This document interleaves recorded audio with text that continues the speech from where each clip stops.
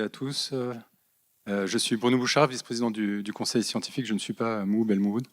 Malheureusement, notre président a eu une urgence et donc m'a demandé de le remplacer. Mais enfin, je sais qu'il aurait été très heureux d'être parmi nous pour ce lancement de cette 3e édition des Dauphine Digital Days, qui commence à être un événement très important, je pense, du dialogue science-société, en particulier dans ces domaines de l'intelligence artificielle. Alors, cette année, la thématique, c'est l'IA en action.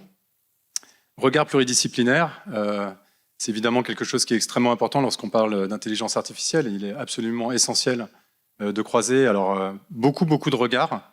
Regards évidemment du point de vue technique, des mathématiques, de l'informatique, pardon.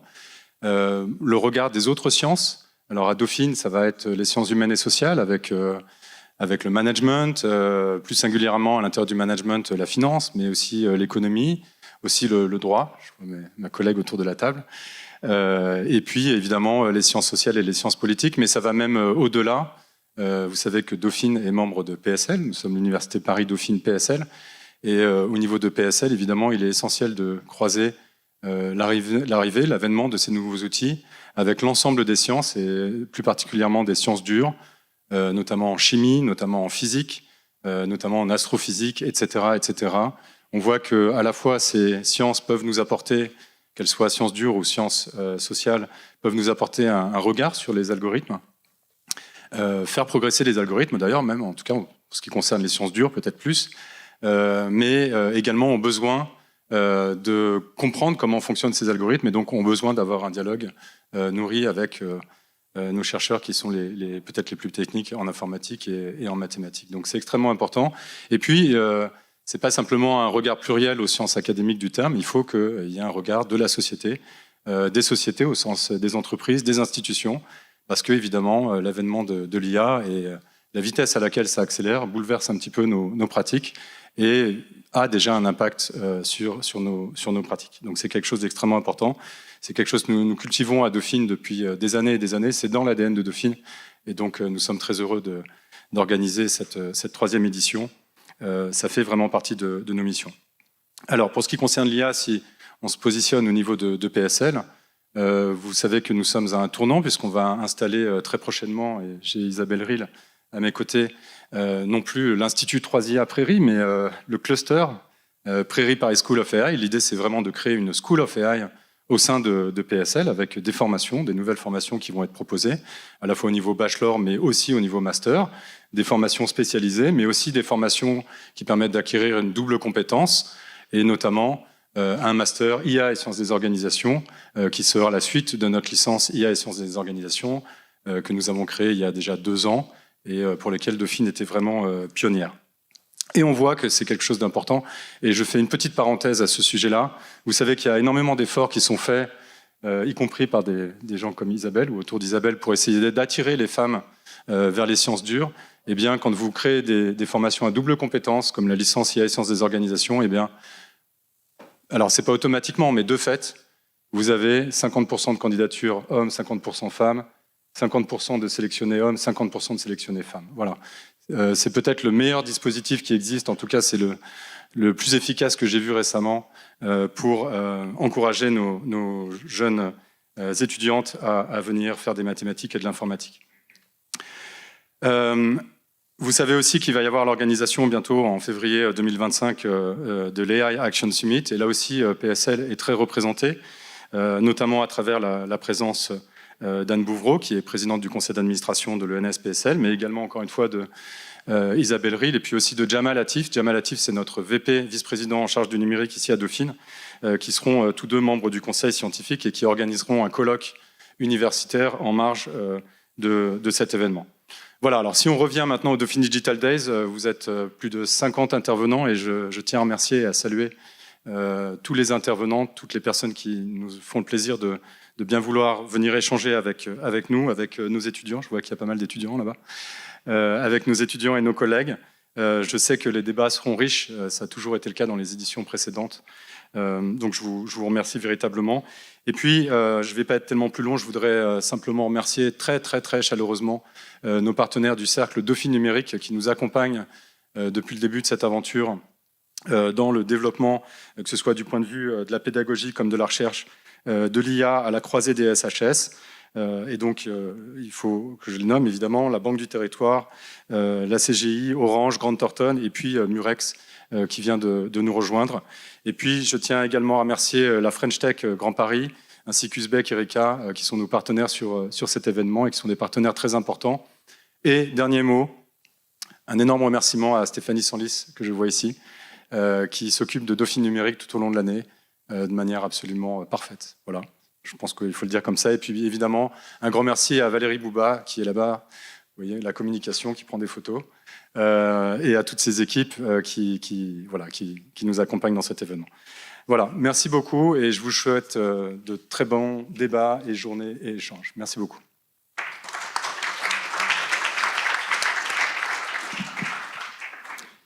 Bonjour. Je suis plus petite, moi.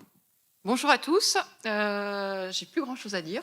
Donc, Bruno a à peu près tout dit. Donc, je ne vais pas vous tenir longtemps. Donc, moi, je suis Isabelle, je suis la responsable de PRAIRIE, qui est devenue PRAIRIE PSCI. Je vais en dire 2 mots.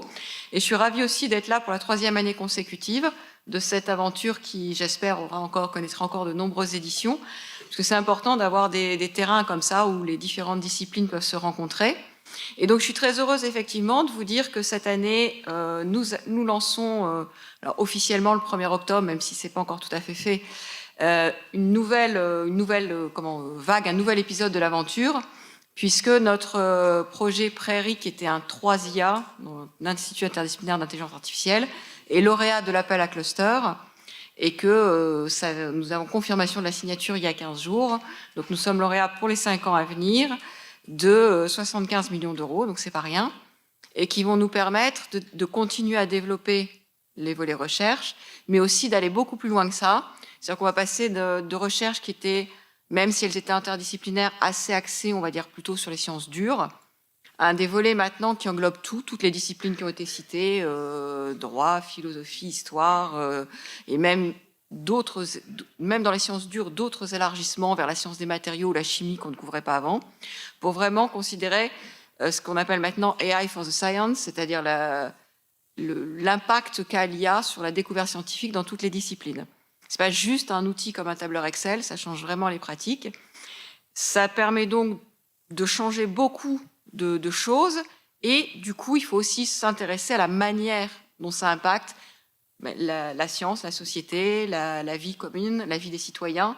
Et donc, ça nécessite de joindre toutes ces disciplines qui sont présentes aujourd'hui. On a, comme l'a signalé Bruno aussi, un fort élargissement vers les autres activités d'université normale, c'est-à-dire pas juste la recherche, mais aussi pleinement les activités de formation et puis d'innovation, avec à la fois les aspects qu'on avait déjà. On a énormément de partenaires industriels, je ne vais pas tous les citer là, puisqu'on en a maintenant un peu plus d'une quarantaine, et puis des actions de formation qui vont, comme l'a dit Bruno, de l'année juste après le bac jusqu'au postdoctorat, pour les spécialistes, les non-spécialistes, et on met aussi beaucoup d'intérêt à permettre de reformer, de faire de la formation continue pour les personnes justement qui sont en emploi aujourd'hui et qui voient l'IA arriver dans leur métier, qui ont besoin de se reformer. Donc tout ça, ça fait un très beau projet dont nous sommes très contents de voir le lancement et cette nouvelle phase. PSL, évidemment, au cœur du projet, et Dauphine parmi les établissements de PSL.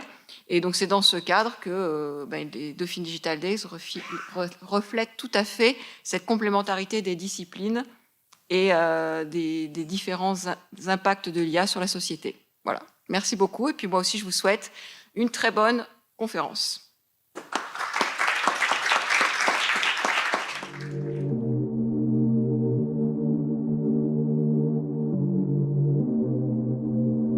Donc merci beaucoup Bruno, merci Isabelle pour ces mots d'accueil.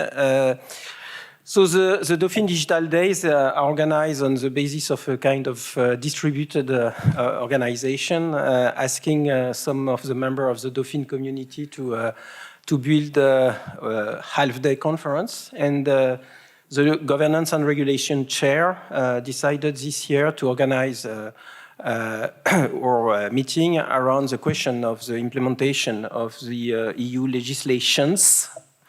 As you all know, I'm sure, one of the outcome of the von der Leyen #1 Commission is a wide set of legislation on digital regulation with a lot of different legislation. We have the DMA, the DSA, etc., etc. I won't present all those legislation. They are all specific and targeting different issues. They raise different implementation challenges. But in the same time, the Commission and the Parliament and the Member States, in fact, decided to implement or to rely on a common principle of implementation for those texts, which is basically to have a kind of distributed implementation, sharing the responsibility to implement and to oversight the behavior of both digital service provider or digital technology provider and digital technology users, so everybody, including you in this room, to oversight their behaviors by relying on most of the existing national regulatory authorities, which raise a significant number of issues, typically because, of course, one of the reason why you have this decision that was made is that we have a lot of regulatory authorities. Some former Italian minister will say that we have maybe too much regulatory authorities in Europe. So we have also the principle by which the union is built on this principle of relying on the existing capabilities of states, of member states. But of course, this raises an issue because all those authorities have to coordinate among themselves within countries, across countries. They might have different status, different authorities, different mandate, different capabilities. So this is one of the challenges. How do those authorities can cooperate together? They also have to cooperate in a sense with the European Commission, and of course, an alternative organization could have been imagined. Of course, we are in the process of learning by doing, and for sure, there will be, during the von der Leyen #2 mandate commission, probably reorganization of this framework. And even if it's a bit early to make an ex-post assessment of the implementation challenges, we can already see some of the challenges that are faced by the existing authorities, by the national government, the Commission, etc., in the implementation of those legislation. And this is exactly what we will discuss this afternoon. We organize the talk, the conference in 3 panels. But of course, in fact, we could have organized the 3 panels in different ways. And so this is why we have all the participants to those 3 panels around the table. Each panel is organized with a first introduction by 4 speakers, but the other member of the panel could, of course, raise issues, questions, comments after by the end of each panel, and we'll have also a coffee break and the other panels to discuss. And I'm sure this is not the last conference on the implementation of those legislation. So I immediately pass the floor to Joelle Toledano, who will moderate the first panel.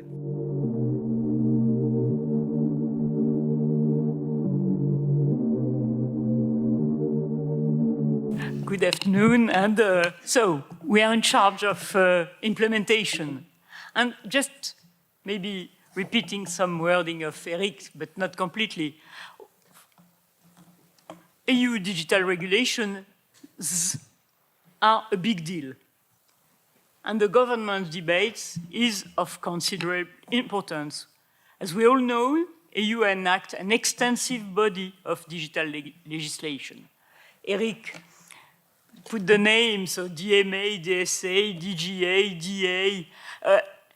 However, they are numerous, conceived independently of each other, with maybe known as debate on enforcement, and present a dual challenge, practical issues pertaining to implementation and governance, which give rise to economic and political concerns.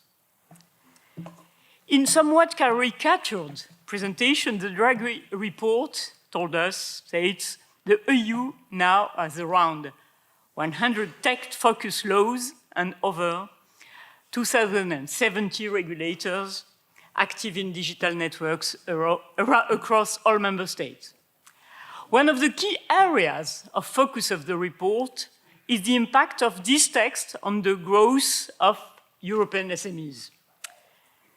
It's an important issue, and before Draghi report, significant numbers of commentators, as scholars, as well as stakeholders, have called for a debate on the implementation of the EU digital regulation.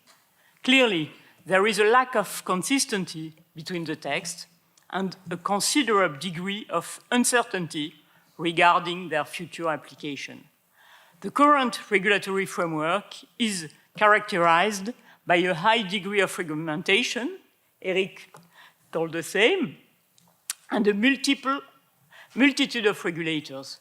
While some regulations are applicable for all, there is a growing necessity for a more differentiated regulatory approach, specifically targeting the largest company. Additionally, the competitive landscape remains largely unchanged, with a lack of new market entrants. But one of the things we need to avoid is throwing the baby out of the bathwater. Better regulation is not no regulation, and it is evident that no changes have been made. It is evident that there is a need for implementing digital regulations, which serves both major political and economic purposes. We need to unlock digital markets, not just those of today, but those being prepared by some actors for tomorrow. Everybody understand that I am speaking about AI. We need multiple European big tech, and we need to act on it. We need to protect ourselves from cyber risks. We need to deal with illegal and harmful content and better protect our children. We need to drive value creation by using and sharing data. And I could maybe have other and very important things. So, for all that, we have the pleasure, great pleasure, of having speakers with a wide range of skills and interests. And I am sure they will be all equally effective in highlighting the different facets of the implementation challenge. So for that, the first speaker will be Andreas SCHWAB, member of the European Parliament, one of the most prominent figures of the Parliament regarding digital issues and digital markets. He played a pivotal role in the DMA vote, and I understand this won't change with the new mandate. So, Andreas, the floor is yours.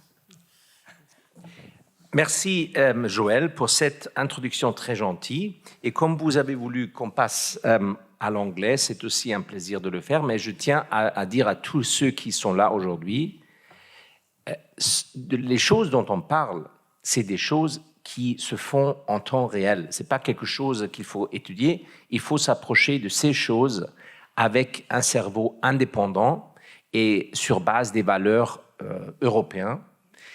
Et à la fin, c'est pas tellement important si vous êtes français ou allemand ou autre. Si vous avez les mêmes valeurs, vous allez trouver plus ou moins les mêmes solutions. Comme ça, merci pour cette invitation. Et je dois vous avouer, c'est pour ça que je parle en français au début, que j'ai vécu dans ce quartier il y a une vingtaine d'années. Et donc, ça m'a fait beaucoup plaisir que j'ai pu revenir aujourd'hui. Now, this conference is a bit about the outlook, where these legislations that you have been referring to will create, let's say, challenges, troubles, or burdens. I'm sure that lots of colleagues that are here today, and I'm very pleased that you share with me this table ronde, this round table, will go deeper. So I will try to give you a bit of a political insight. Within 10 minutes, it's a challenge, but I will try my best. First, there is no doubt that this digital legislation is a large field with several elements where probably another layer will come on top in the next year, where we want to give a special element of protection to all risks of getting dependent, and where we especially want to protect young people with the Digital Fairness Act. But all these laws have one thing in common, and it's the fact that they take away responsibilities from the member states. And now, if you are here in the 16e arrondissement in Paris, you know that plenty of your neighbors, they will tell you, well, Brussels is taking away too much of our competences and of our sovereignty. That's not good. But what is the alternative? The alternative is that in this arrondissement, every day you will lose a bit of more wealth and more money because you cannot defend it from here.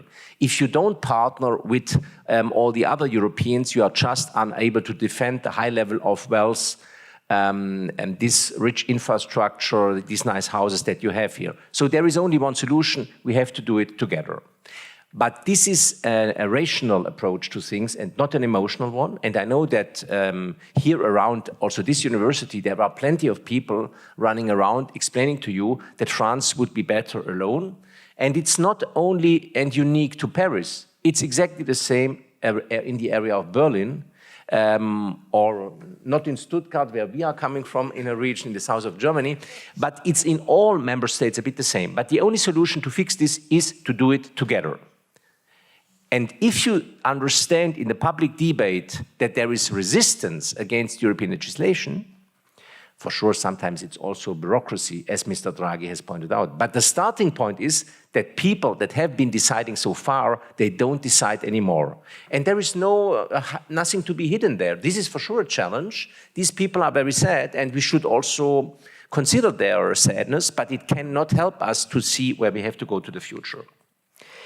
So this full harmonization approach has been of utmost importance in the area of digital markets. But there it was easier because we have already 101 and 102 of the EU Treaty, which gives the European Commission the power to intervene.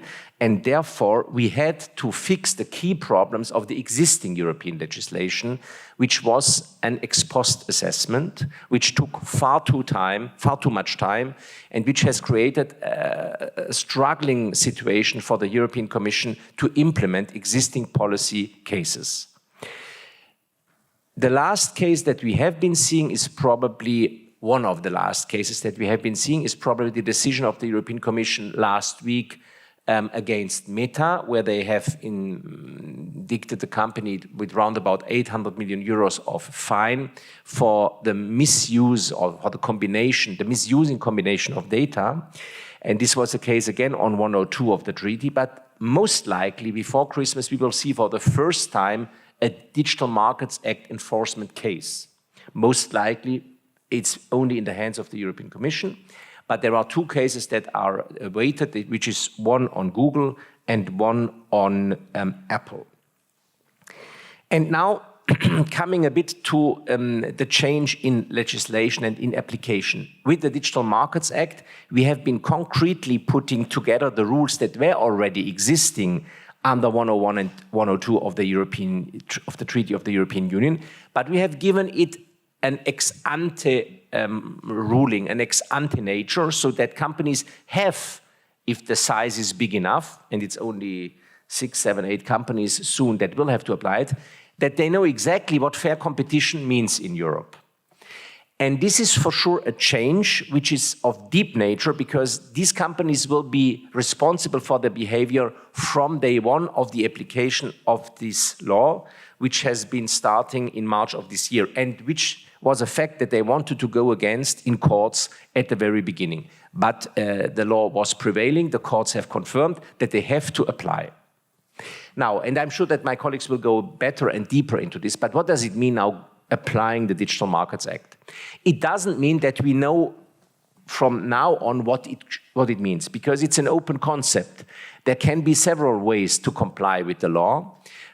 Even if it's applicable from day one, so already since March, it's unclear what it means concretely to apply Article 5.4, Article 5.2. There are several ways to do it, and in the end, the court will have to decide if a company respects the law or if not. And this is for sure now a big challenge for the European Commission, because in a structural format which is not foreseen so far, they are exchanging with gatekeepers also by email, also in talks, on how to understand the application and on how to apply the law. There is already a first decision, a preliminary finding that they do not respect, as they should, the European competition law principles under the DMA, which has been done in the summer, and these preliminary findings will be confirmed most likely before Christmas. But still, the European Commission needs huge numbers of resources, and therefore it's also important that you start now to think about what you could do there when following these courses in university. How to impose the law, how to make it applicable, and how to make sure that the positive effects on businesses, and by the way, not only European businesses, can be achieved. And there is not any schedule, there is not any framework. It has to be done sitting at the office in the morning and reflecting what can be done. And this is a very big challenge, and we know that the European Commission is missing the resources and is also missing the manpower to do that in the same way as the digital gatekeepers can do so. And now those that are familiar with digital, they will say, well, it's a bit the same as with cars. You understand very well how it's done. But I would say for most of those that start to be interested in these topics, it's a big difference, because in the cars you saw that there is this metal element and there is this plastic element and there it's put together like this. But in digital, you don't see this. You have to have already quite a deep understanding about how these data, how your data are put together and how they are used to create money that is normally then generated in the Silicon Valley and not in the 16e anymore. And for that reason, there is a concern to all of us, not because we don't want these wealth to be created in Silicon Valley. If they are better, it seems fine to us. But if it's only because they know how to use and to transfer our data without paying for them to Silicon Valley and to monetize them there, then it's unfair. And this is a very complex question.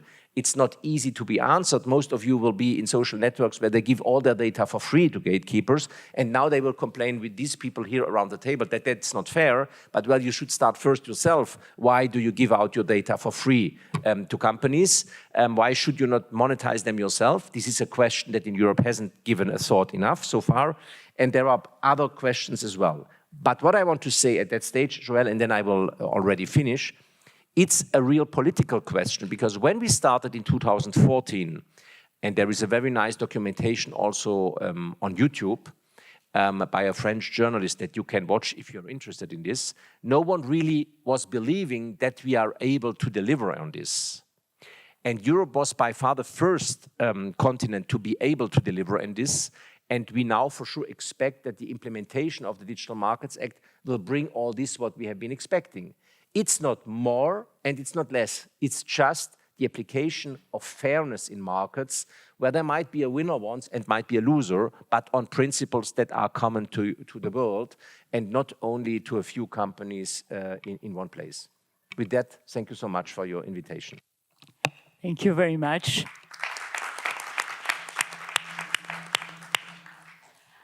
I am sure you will have some questions, but let's say after. So now we will go more or less, say, on a concrete case, the case of DSA, and we have the pleasure to have, oh, excuse me if my pronunciation is not good, Rishabh KAUSHAL. Okay, thank you. So, Rishabh is a postdoc at Institute of Data Science in Department of Advanced Computer Science. And he prepared with some others, he will explain it for us, a very interesting paper concerning implementation of DSA via the analysis of the transparency database. So after general purpose, go to concrete case. Okay, hello everyone. My name is Rishabh. I'm a postdoc at Maastricht University. Before I start presenting, I have a very difficult situation, which I want to is that, so I am a computer science by training. I'm from India. I landed in Europe a year back to do my research as a postdoctoral. And I am working on a European law from a computer science perspective.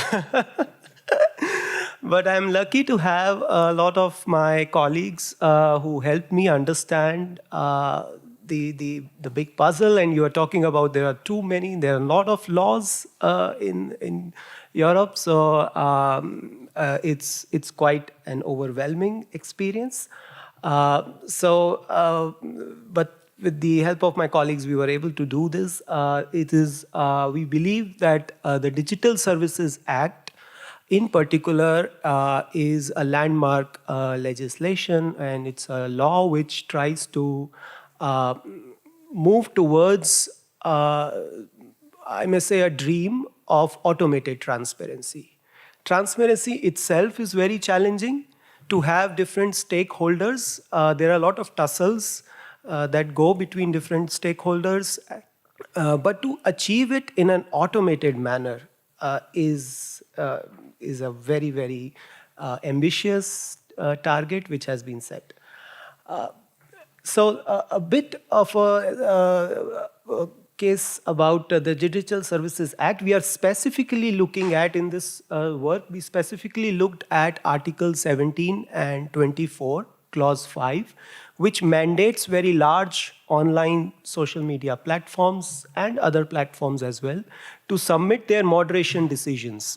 Like, we all have accounts on social media, and we make make some post which may be violating the terms of service of that platform. That's what the platform feels it, and then the platform tells or removes our content. And if the platform removes the content, the platform is required to submit the reason why the content is removed. And it has to submit that not just to the affected user, but also now to a DSA transparency database, which is maintained by the European Commission. And this is a typical example of a statement of reason, which is being submitted now as per the DSA Act by the platforms to the DSA database. And for instance, this is one example of the platform Snapchat, which has submitted content, and it has provided reason that it's a pornographic content, what is the type of the content, what are the facts and circumstances relied to take this decision, and so on and so forth. So this is one single entry or record which has gone into the database. And like that, when we did this study 1 year back, there were already 533 million records which were in the database. As we speak, the platforms have an API, and they continuously keep submitting their statement of reasons to the database. But as we speak now, this has grown to 9 billion entries. It's a huge database, and I mean, what we looked at in our work was a snapshot, a sample of this database of 1 week, which is 131 million SORs. And the dates, I was just checking the slides, the dates exactly coincide, so it's exactly a year back for 1 week's data. And our aim was to understand to what extent the transparency database reflect the conditions of Article 17, and what are the compliance issues of the content moderation practices reflected by the platforms. So we found that by and large, the regulator, in this case the European Commission, they have provided and covered all of the provisions of the Act. And most of the provisions are there, except we could not find a redressal aspect. So there is Article 17(3)(f), which says that there needs to be a possibility of redressal. The user should have this option, and those options was not present in the SOR. But then the next question that we looked at, and majorly we looked at this question, is are the platforms really submitting what they are submitting? How are they doing the moderation? Why the content is being moderated? And when they are submitting those SORs? And we found that Google Shopping is submitting the most. And there are other very, very active platforms which are submitting very, very less. We really don't know. Are they not submitting everything? Are they doing what is being done? So it's so I talk about it, one of the open issues and open challenge. Then in terms of how they are moderating, interestingly, some platforms like X, we found that most of the content, that almost all the content rather, which they submitted, they have never automated. They have not used any automated means. So they are manually curating and manually making decisions. And one can imagine, how how effectively or how effective could that approach would be. Then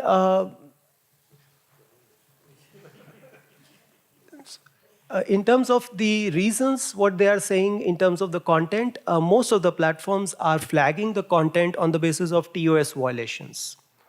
Maybe they are more comfortable in, because these are the laws, these are the rules that they have created, the platforms have created for themselves, and they are more comfortable in flagging content there. They don't want to flag content as illegal, because the moment they do that, or maybe, there are other consequences for it. Every member state has its own national laws, and it could interfere, or maybe they don't understand. And the question is, some of those terms of service violations are actually illegal. So then this is a positive thing we observed, that since this DSA transparency database came into existence, it seemed that it pushed platform to moderate content more quickly and submit the content more quickly, because there is this clause that they are required to submit the statement of reasons without undue delay. And I'm learning to understand these nomenclatures of legal aspects. Undue delay, how much is undue delay? We don't know. Is not quantified as such. But we observe that if you see the right graph, you see that the number of delays have reduced. Initially, the delays were in terms of hundreds and even thousands of days. But now it has reduced to 50, 60 days of delay, which is commendable. Then I move lastly to the open questions. And what we have is from this case study. So platforms are submitting varying amount of information. We still don't know whether some of them are under-reporting. We feel that some of them are surely under-reporting. What are the mechanisms of auditing what they are doing, what processes are they following, how to audit platforms. Then the DSA Act says clear and specific, but most of the SORs are very short and generic. Like for instance, in that 1 week of data, we see that Facebook is always mentioning this content is not following the 5.3 terms of service, and that's it. No detail, not being very specific why it is flagging that kind of content. Then most platforms label SORs as terms of service violations, but some of them could also fall in illegal category, as what I alluded to earlier. Then platforms submit, after, say, every quarterly, they are required to submit transparency reports. So those are aggregate numbers of how much content they moderate in different categories.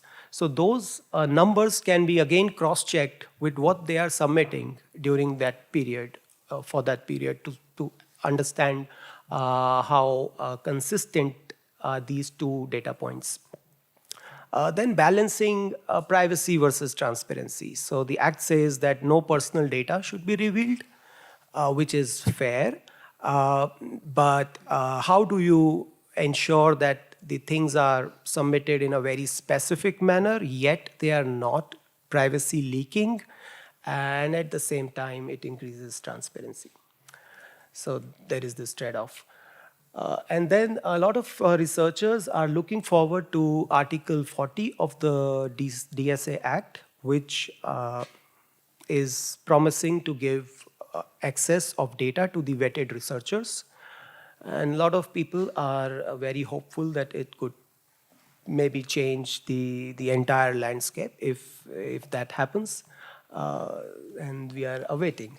And finally, before I finish this, is like, as I said, so like I'm computer science by training. So in computer science, we are looking at very quantitative metrics of success. No matter what we implement a machine learning model, so we try to see what is the accuracy, what's the precision, what's the recall.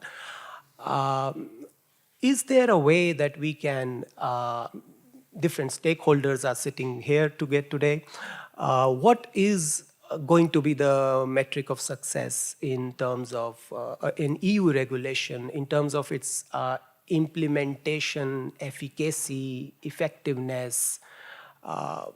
What can we have a metric? Can we give a metric of success? Say 5 years down the line, we say that yes, we were there at step 1 and now we are at step 10 or maybe. So with that, I conclude. Thank you.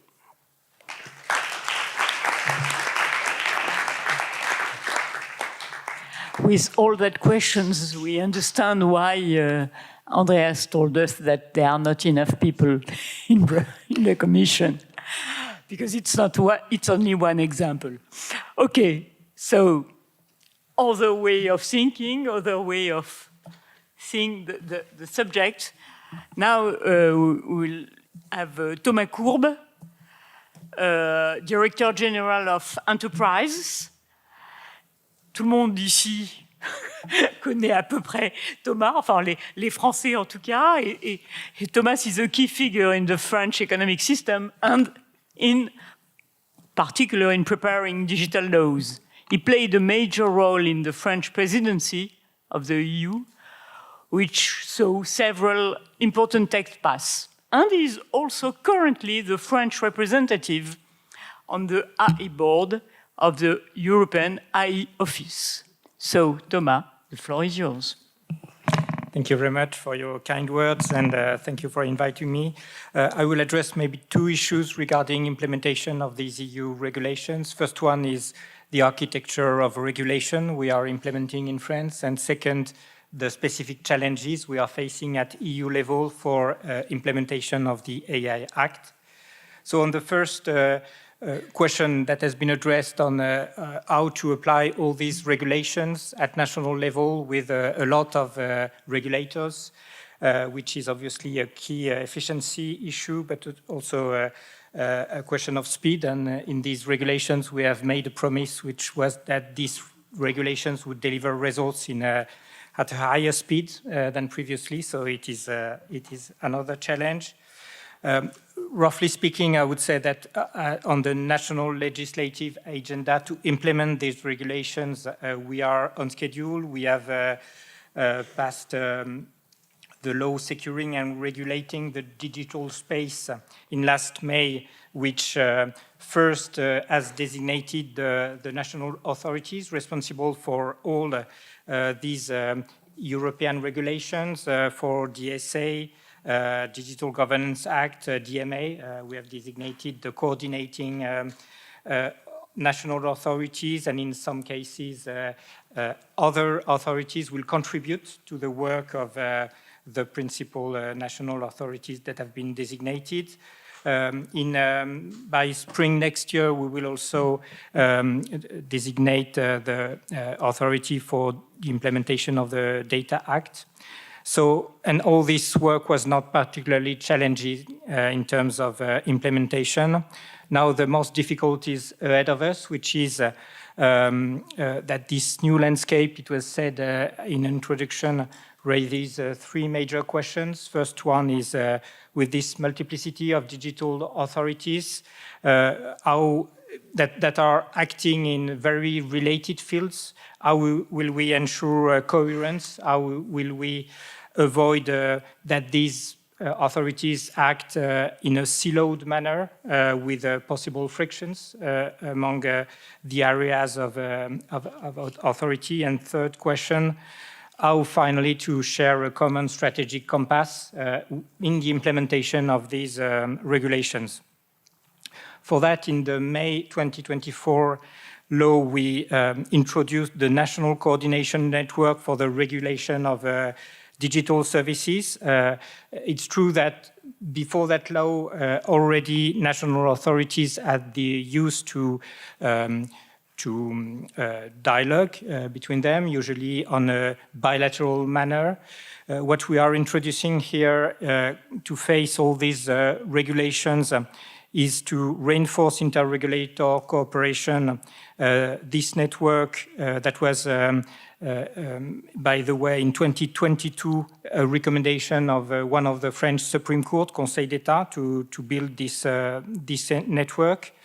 So one of the specificities, if you compare this network we are implementing to the Dutch or the British ones, is that we will obviously in this network have all the independent administrative authorities, but also the government bodies that are in charge of creating or negotiating the regulation, which is a specificity. You will have so all the digital authorities you know well, but also the Directorate General from the government in charge so of enterprise, speaking for myself, but also competition, cybersecurity, culture, for example. And this is made in the spirit to, in this network, associate both the enforcement authorities and the policymaker authorities, so as to have this broader view, broader coordination, of course, but also broader view of our strategic objectives in implementing this cooperation.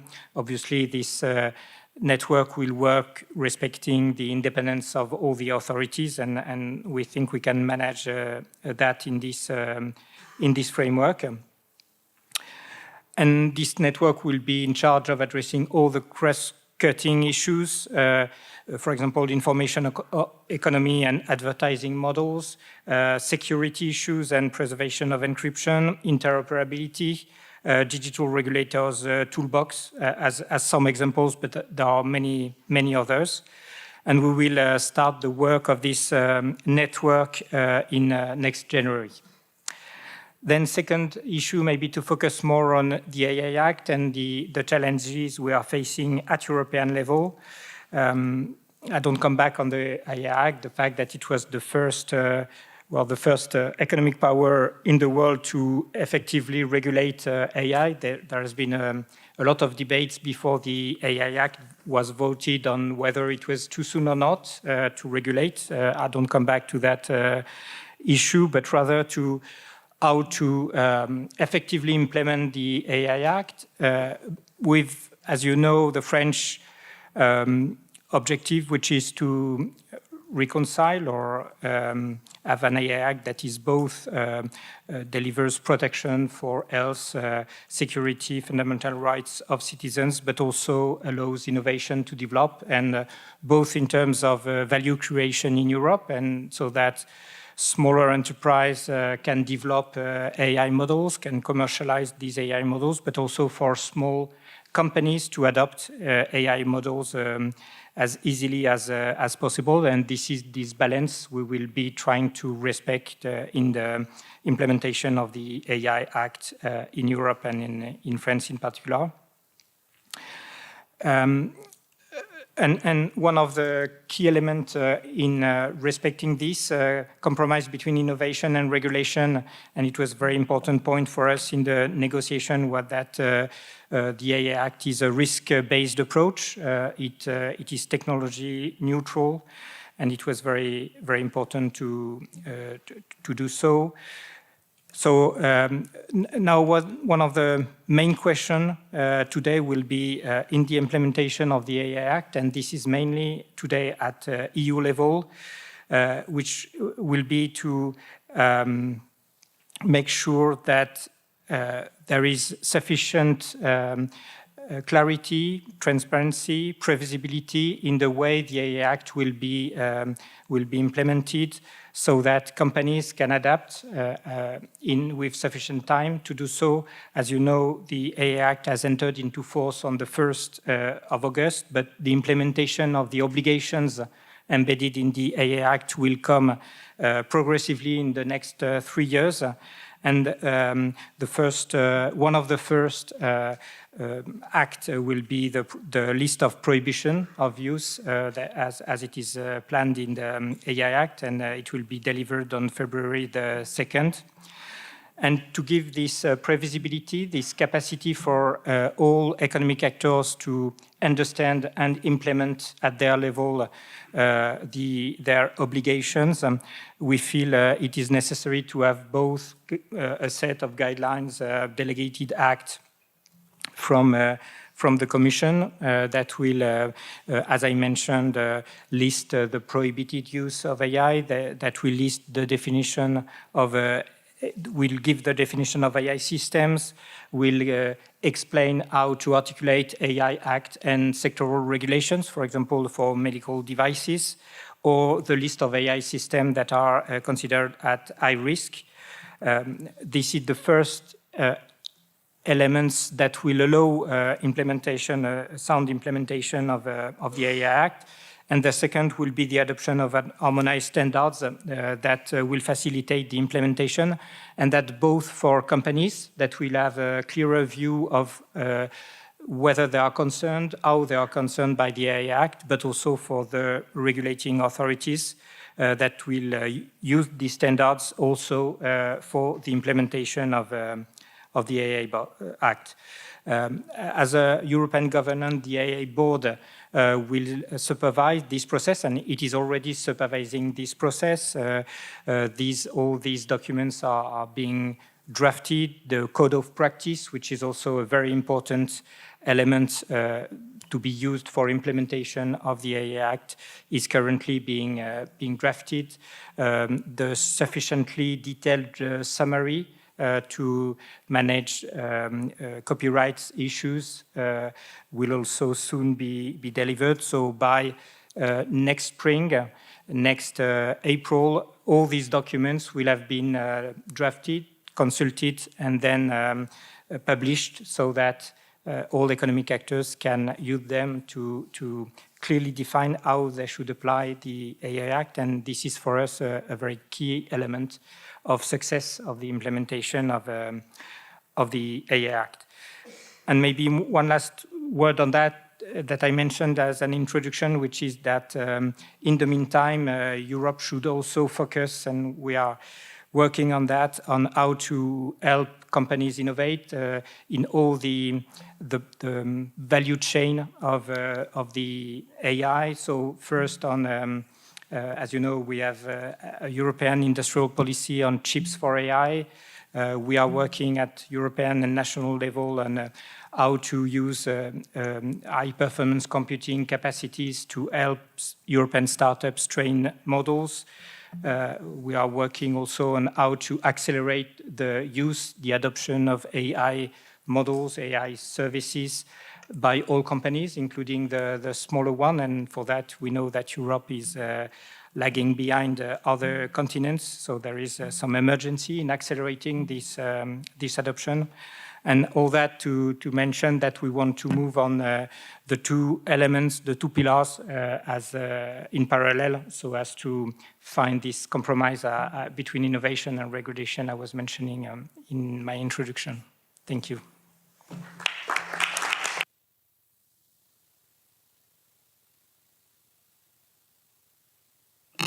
Thanks a lot, Thomas. And last but not least, for the first round table, Jens Prüfer. Is it a good Prüfer? Okay. Prüfer. Jens. Oh. Oof. So, Directeur, Tilburg Law and Economic Center, Professor in Economics, School of Economics, University of East Anglia. And okay, it's in fact, Jens is involved in digital issues for many, many years, and he has now also a new project for the future, but he will present all the framework rapidly. And the last intervention, the floor is yours, Jens. Great. Thank you very much. Thank you for being here. Thanks, Eric, Joelle, and organizers making this happen. It's a great floor. Actually, before I start, and these are some very personal remarks, as you see here, which just means I have no clue how I should structure it. But I would like to underline one thing that Andreas Schwab just said, and which just connects to what Thomas COURBE said, and that is Europe is not very good in producing high-tech firms, in particular AI firms. And because we are not very good in the production side, we have to get regulation right. It may be that regulation in combination with the Brussels effect, that the world is looking at Europe to be the first one, this may be that there is the major line of influence that this continent can have on the future of tech development, including AI development. So, and this is why we just need to get this right, and this is why today is important. First thing. Let me structure it as far as I can into looking into the past, present, and future. The past is very simple. I've been in this realm research-wise for the past 15 years, and contributed to the theories underlining a little bit today's, in particular, Digital Markets Act, in the sense that we structured what is special about data-driven markets. The answer is they will always tip, they will always monopolize. The question was, is this a problem? Yes, it is a problem. Why is it a problem? Because the theory, the incentives to innovate are very low once a market has been tipping, and that's negative for consumers. And so what should we do about it? And now we're slowly getting towards the implementation challenges. One of the things we should do in data-driven markets is to mandate data sharing. And so this is what we already suggested in 2012, and I'm super happy that right now we have it in the Digital Markets Act. I could talk more about the rest of the paper cited here. The good part about research is you can read it for yourself if you're interested, and if not, you can just skip it. The final paper is actually an implementation paper. So together with my legal colleague Inge Graaf, we suggested already 3 years ago how mandatory data sharing could and should be implemented in practice in the law. But again, because it's already published, I will not torture you with this, but rather go one step forward. And this is last week I had the privilege of having a very nice conversation with DuckDuckGo, a small search engine. And they were just telling us that Google right now, which is a gatekeeper under Article under Article 6 of the DMA, and under Article 611, has the obligation to share their data with other competitors. That Google made a proposal, how to share the data. And of course, these data have to be shared, protecting the anonymity and privacy of users, and therefore they want to take away quite a lot of data and effectively only share 1% of the data about users that they have, based on the reason that it would be for privacy protection.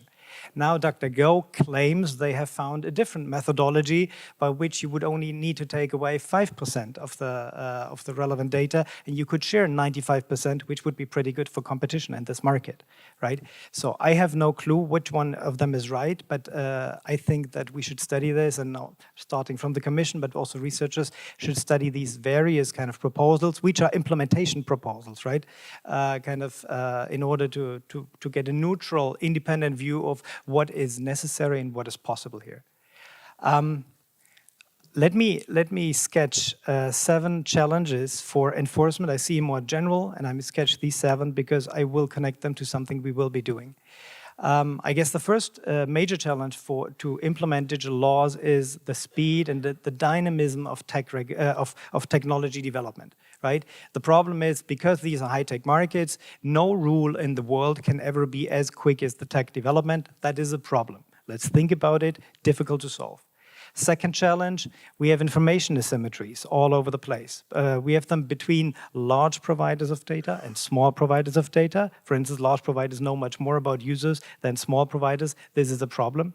But similarly, we have huge information asymmetries between providers and users, which creates problems also in the implementation. Public ordering is not always optimal. What does that mean? I mean, we are talking about digital regulation in Europe, but digital regulation means the European Union came along and implemented new laws. We know, however, that a new law is not always the best way of changing behavior. There are alternatives. We call that economic governance. And private ordering is also existing. And it is important to study in detail for which case, which kind of ordering and which kind of solution. Should we have a new law? Should we have social media shitstorms? Should we have something else, right? So that's which type of enforcement institution can affect people's compliance in the best way. Open question. Fourth challenge, most of the current regulations are horizontal. This means they're one regulation for all markets, for all digital markets, under certain characteristics. However, what we need is to go a little bit deeper. I mean, this is in particular for the researchers and later on then for the policymakers and lawmakers, in order to start with case studies and to understand better what are the characteristics that distinguish this digital market from that digital market, and then act accordingly. Fifth challenge, this is something that rings a big bell with respect to also the political development of the past 10 years, and Trump is only one facet of it. Tech regulation is driven by an international educated elite, look around you, but it risks leaving users and citizens behind. And as soon as users or citizens feel being left behind, then we do have a problem. Right? And so the way of communicating about this must maybe adapt, at least take into consideration that we have different views on the same matter here. Sixth challenge, because digital ecosystems are fundamentally global, we need to cooperate globally and importantly also across diverse political systems, which means we also need to understand completely different systems, and that includes very much China and Russia. Right? And so only if we understand them well, we can cooperate where we need to in a better way, and this will help the cause in the end, even if it is painful in the short term. Seventh challenge, we need a long-term view. So the question is not only what happens today and where are we with tech today, but we need to have, and this is for the researchers in the room, so we need to have something in the drawer that shows us where could tech development be in 10 or 20 years, and where the main problems there, where might be the main problems be then, and just be prepared. This is in particular in the realm of AI, this is too important. Now, I told you what the main challenges are. Let's try to give some preliminary answers. So we have the privilege of running a big Horizon Europe research project, which will start in January and run for 3 years. It's called Using AI to Support Regulators and Policymakers, and for short, AI for Pol. And the approach is exactly the one. Europe needs to get regulation right. The European Commission and other enforcers do not have enough personnel as compared to big tech firms. Consequently, we need to help them with technology. We also need to develop AI tools kind of to support them. And so here, this is this is led by the Tilburg Law and Economics Center, but we also have the Technical University of Munich, the University of Anglia, Visionary Analytics, which is a fantastic consulting firm from Lithuania, Center Data, which is a non-profit research institute in the Netherlands, and Sapienza University of Rome. And we will be working together in 4 large work packages. And each, oh boy, this can nobody read. So in each of these work packages can be linked to each of the 7, I have at least one work package that can be linked to each of the 7 challenges laid out on the previous slide. Let me just sketch them. I mean, this is all future, right? I'm just claiming stuff, I don't have proof. So the first work package is called making the future-proofing of the governance of and by AI. So this is all about artificial intelligence. And so this is a mainly legal work package addressing enforcement challenges 1 and 2. What was that?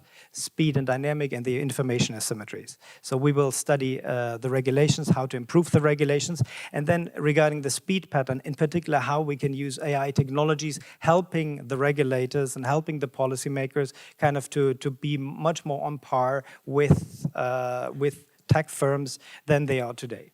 We will only be able to close the gap a little bit, but better is nothing than nothing. We have a work package here, which is called Trustworthy AI for the financial services industry. So this delves deep into one industry, financial services, which is currently being transformed like hell by AI. There are things like robo-advisors, algorithmic trading, and what have you.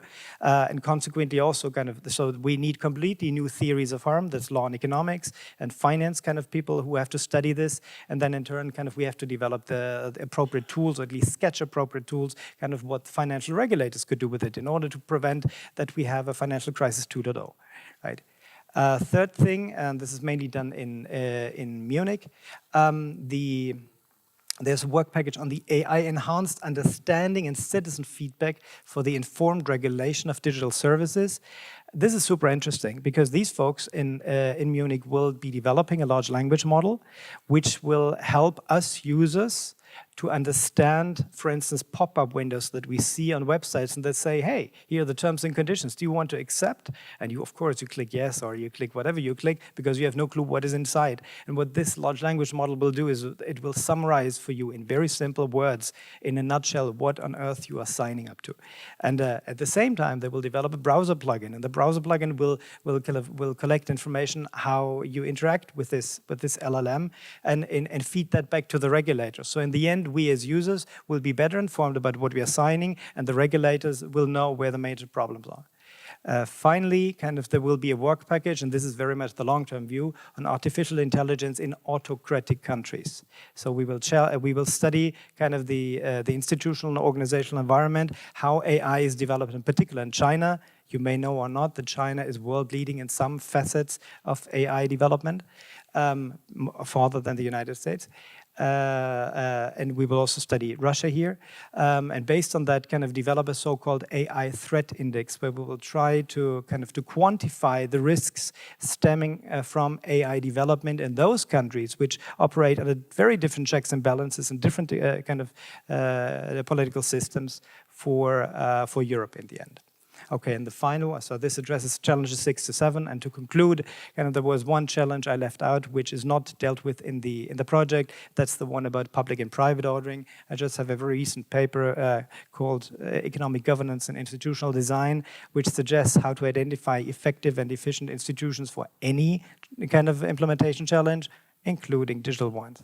Thank you very much.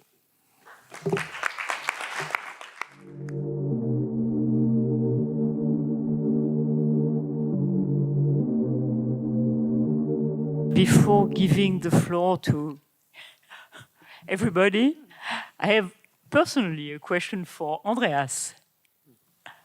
Do you think, concerning the subject of the debate today, that the Parliament, the new Parliament, will be involved in discussion concerning the implementation challenge, or do you think it's only the Commission first that have to show how the things work and also the justice?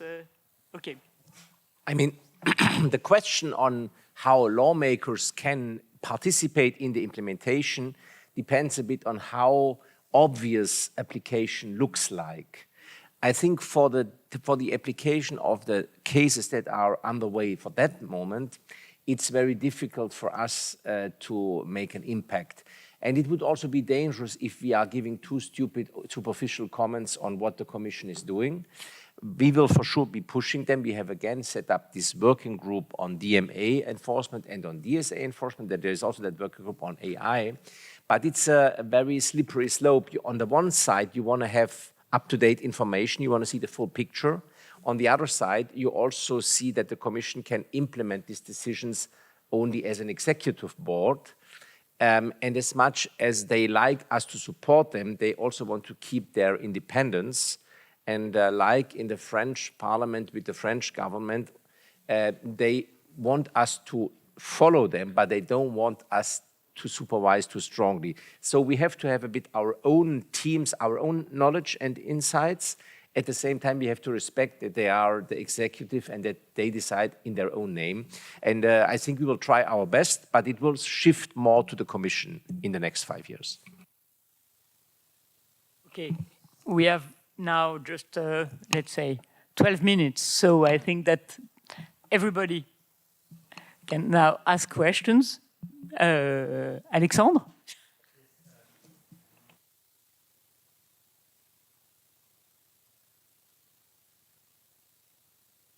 Will have thank you. You said the Commission will have a more important role, and that's clear. At the same time, the Commission wants to become more and more geopolitical. At the same time, we know that the new Trump administration may not be aligned on what we have done, and clearly will be less aligned than the Biden administration. So how do you think, you at the Parliament and maybe the Commission, but I will have the same question for Antoine later, how you can reconcile, on the one hand, this needed for independence, on the other hand, this willingness to become more geopolitical in the form of the Commission, and those tensions with the US. So how do you see that unfolding in the next 5 years? Yeah, I mean, it's very early days, and I don't speculate now about a change in the European Commission on how to apply this. I would say that the law is quite clear. In every respect, you can adapt and interpret the law a bit, but it doesn't change that much. So I don't see, honestly, any change of approach in relation to how the European Commission can apply the law. And there are also the national competition authorities that will give some sort of advice and oversight, have some oversight. What we observe for sure is that there might be, not only in the countries that Jens was referring to, in China and Russia, but also in the US, a shift to another approach. And that can have implications on how we have to continue to apply our European rules that are based on our values. But I don't see that much of a change depending of one commissioner to another. I think it's a question of resources and of a question of common sense and the law. And apart from the first element, the two other elements are there. So I would say we should be motivated and engaged, but not concerned. Thomas, is it your? No, I fully share Andreas' view, and I think the law will have to apply. Maybe one area where it will be even more difficult is the international coordination. For example, for AI, we have this J7 Hiroshima process in which we have, I think, made good progress in trying to have a more international view on how to regulate AI. And maybe this part will be even more difficult to implement. And there will be maybe another challenge, which I would say, I hope, is not so much on implementing EU law, which we have to do, but making sure that there is no regulatory disadvantage for operators in EU versus the rest of the world. So I think it may more be a question of level playing field than implementing EU law. Do we have other questions? I'm sure. Où ça? Je vois pas. Oui, pardon. Hello, I've taken part in a bright initiative. Can you introduce yourself? Sorry? Can you? Yes, Axel Pono, I'm just a visitor here and happy to to share a moment with you on these Dauphine Digital Days. Congratulations for this initiative. My point here was rather, I've shared with Thomas COURBE an initiative that DGE has organized around the France Tourisme Tech, which was an initiative gathering the future unicorns in tourism and organizing a collective approach of the research and development teams of big companies with startups in order to help them, to help each other. What I like in the approach is the way everything was done in order to encourage business. And everything I hear in these regulations is we spend so much energy and time on regulations instead of encouragement of initiatives. Whereas at the same moment, we'll see the US trying to deregulate and liberate the energies. So why don't you give 90% of your time and efforts and energy on allowing the entrepreneurs to build up their companies and create wealth for Europe, for instance, instead of putting 90% of the efforts on the regulations? I would love to see more about how we encourage business and how we spend only 5% on the efforts on regulating where there are excesses, when we see that there are issues. I am not in charge of the answer. I could have done it, and maybe the opposition is not so clear that some, for example, Americans want to say, but it's the Andreas. I think we can be very short. I mean, your point of view is a very public perception, and it's excellent that you mention it. I think with that regulation that we are talking about, we have been focusing on these 5% where you see the problem. All the other parts, we wanted to keep open and enable them to take part in the market.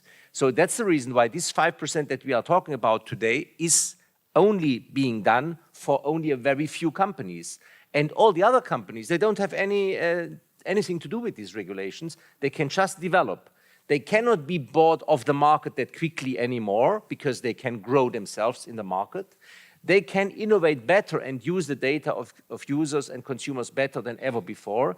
They are strengthened as competitors in the market. So this law, which covers only a very small number of companies, only the biggest companies in the world, is done to exactly allow what you want to ask for, that 95% of the companies can grow faster and better. So in fact, what you want is what we did. Thomas. I share Andreas' view, and I think DSA and DMA, for the reasons Andreas mentioned, are the most pro-business regulations we have implemented in Europe for a very long time. So for these two, because we are opening markets for European businesses, which is very important. And second, you're right, and I tried in my intervention to mention the necessary balance between developing business and in particular European actors and regulation. On AI, we have to take into account two elements, which is first, on AI in Europe, there was a very strong societal demand for regulation that we could not take into account. There has been a lot of debate, and probably in Europe more than in other parts of the world, there was a demand from a lot of stakeholders for regulation, for fear that AI may have a lot of negative effects. So we had to do that also. And another point is that even if you refer to business, I think one of the main elements for adoption of AI by businesses will be trust, and we will need to have trusted solutions. And even for businesses that want to implement AI solutions, I think they will need some form of regulation that the AI Act will bring to trust the solutions, including to trust the solutions in what it implies on a legal basis for them to use them towards their customers, that kind of elements. I think AI Act will bring answers to that. Jens. Thank you. I would also like to briefly react. I think what, for instance, the Digital Markets Act does is really saving the market from the monopolists. And so that is something very important. And so we have even in the United States, we have very, very prominent people like Luigi Zingales at Chicago University or so, kind of who are really very core pro-market people. And they favor regulation because kind of right now, if you just leave the markets, because of certain kind of underlying economic effects, kind of these markets will monopolize, which is in the end, and this can be proven and shown, kind of which is not good for users, not good for citizens, and not good for society and markets at all, right? So it's really an kind of it is necessary to kind of to put up some guardrails in order to give also younger firms, if at all, the possibility kind of to compete with bigger firms. Of course, it requires much more than just a couple of regulations. But I mean, that's maybe another thing to talk about. The one comment I would like to make is the United States, at least under Biden, has not been the paradise of liberalization, right? So, I mean, we have had Lina Khan at the FTC, we've had Jonathan Kanter, we have had kind of people, very smart academics being drawn into the government, kind of who have put up, kind of who have strengthened regulation in the US, and thereby kind of they have followed to some extent what has happened in Europe, right? I mean, now we do not know what happens under the Trump administration. I guess most of us will expect terrible things, but that's a different thing, I would say. Okay, thank you. Eric, 2 words. Okay. No, well, it's true that there is this popular opinion about the thing that deregulation will trigger innovation, etc., etc. But this is not totally true. Okay, when markets are monopolized, in fact, you need asymmetric regulation to allow the new entrants to benefit of a nicer environment. And also for any investor in a long-term process of R&D and innovation, you need some stability, and regulation provides stability to the players. And this is exactly the spirit of those regulations. It might not be the outcome of it, but so the question is not deregulate or regulate. The question is, can we better regulate? What is the adequate regulation? And also, when the regulation is voted by the parliament, how can we implement brightly, in a sense, the regulation? This is all about that. And then, of course, there are other issues. Typically in Europe, one of the problems is the funding of innovation. Okay, we do not have this capital risk industry because we do not have those capital markets. It's not because we do not understand, but it's because, in fact, our social security system or pension is a system that is mutualized at the country level and oversight by the government. So you don't have the same type of financial market to fund innovation. And so we both should be addressed, and this is the point. Okay, it was more than 2. Hubert, is the last question. It's a question to Jens. We have now the regulation, the 5 acts which are there. Temptation to go for automated compliance is high, but isn't it a wise position to say that we should concentrate on the use of AI to analyze data generated by compliance? Because until and unless we have done that, the use of AI is a little bit erratic. Absolutely. Very clearly. I mean, so, at this very broad level of the question, kind of, I guess we can only say one thing about AI. I mean, current AI systems are very good at very specific questions, and otherwise they are best if put in combination with human experts, right? So I mean, I've seen many studies on all kinds of domains, starting from medical to predicting judges' decisions and whatever. And usually kind of the combination of having an AI which can interpret certain facts and certain silent factors, that's not too bad. But then put this in front of a human expert and let that human expert decide. At least as of today, this is, I guess that's maximizes quality. Thank you very much. We are in time. Okay. Ah. J'entends rien.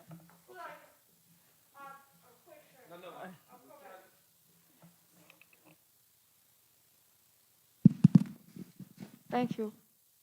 Excuse me,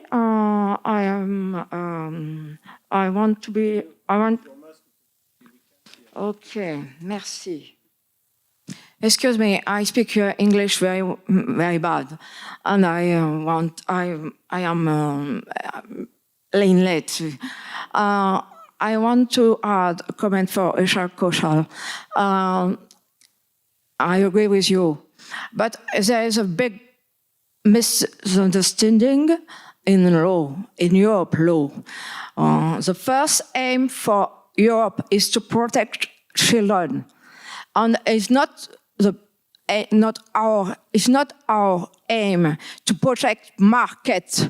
It's our aim for me, mother, and other dad, father, to protect adults and children first. There is a children law convention at Geneva. Don't forget that. Its first aim to protect children in public, in our houses, even in their bedroom. Okay, it's not a problem to protect market or software markets. It's a problem to protect children. We have already law convention at Geneva. So, sorry, but excuse me, I want to speak. Yes, your question. Our aim is only protect children and adults. It's not to protect market. And I want to add comment for Rishabh KAUSHAL. If India is first age to protect their children, you must go ahead. We have not to wait for Europe. Okay. Thank you very much. Thank you.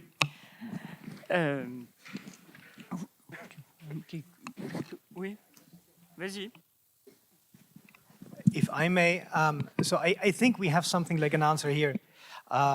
In order to protect children and other vulnerable citizens, we have the Digital Services Act. That's one law. In order to protect competition on markets, we have the Digital Markets Act. That's a different law. The two do not compete with each other. We have both.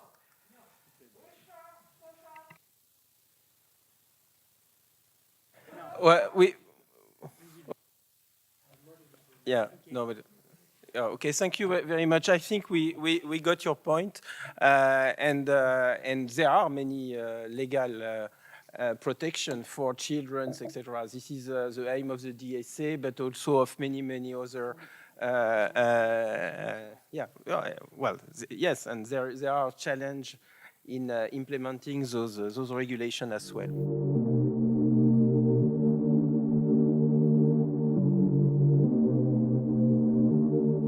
So let me propose now to switch to the second panel. And it's my great pleasure to have Chiara Caccinelli chairing this panel because she's currently the deputy head of the Economic Analysis and Digital Intelligence Unit at ARCEP, the French regulator for electronic communication and post, by the way. And she's also the co-chair of the Digital Market Act Group at BEREC, which is the coordination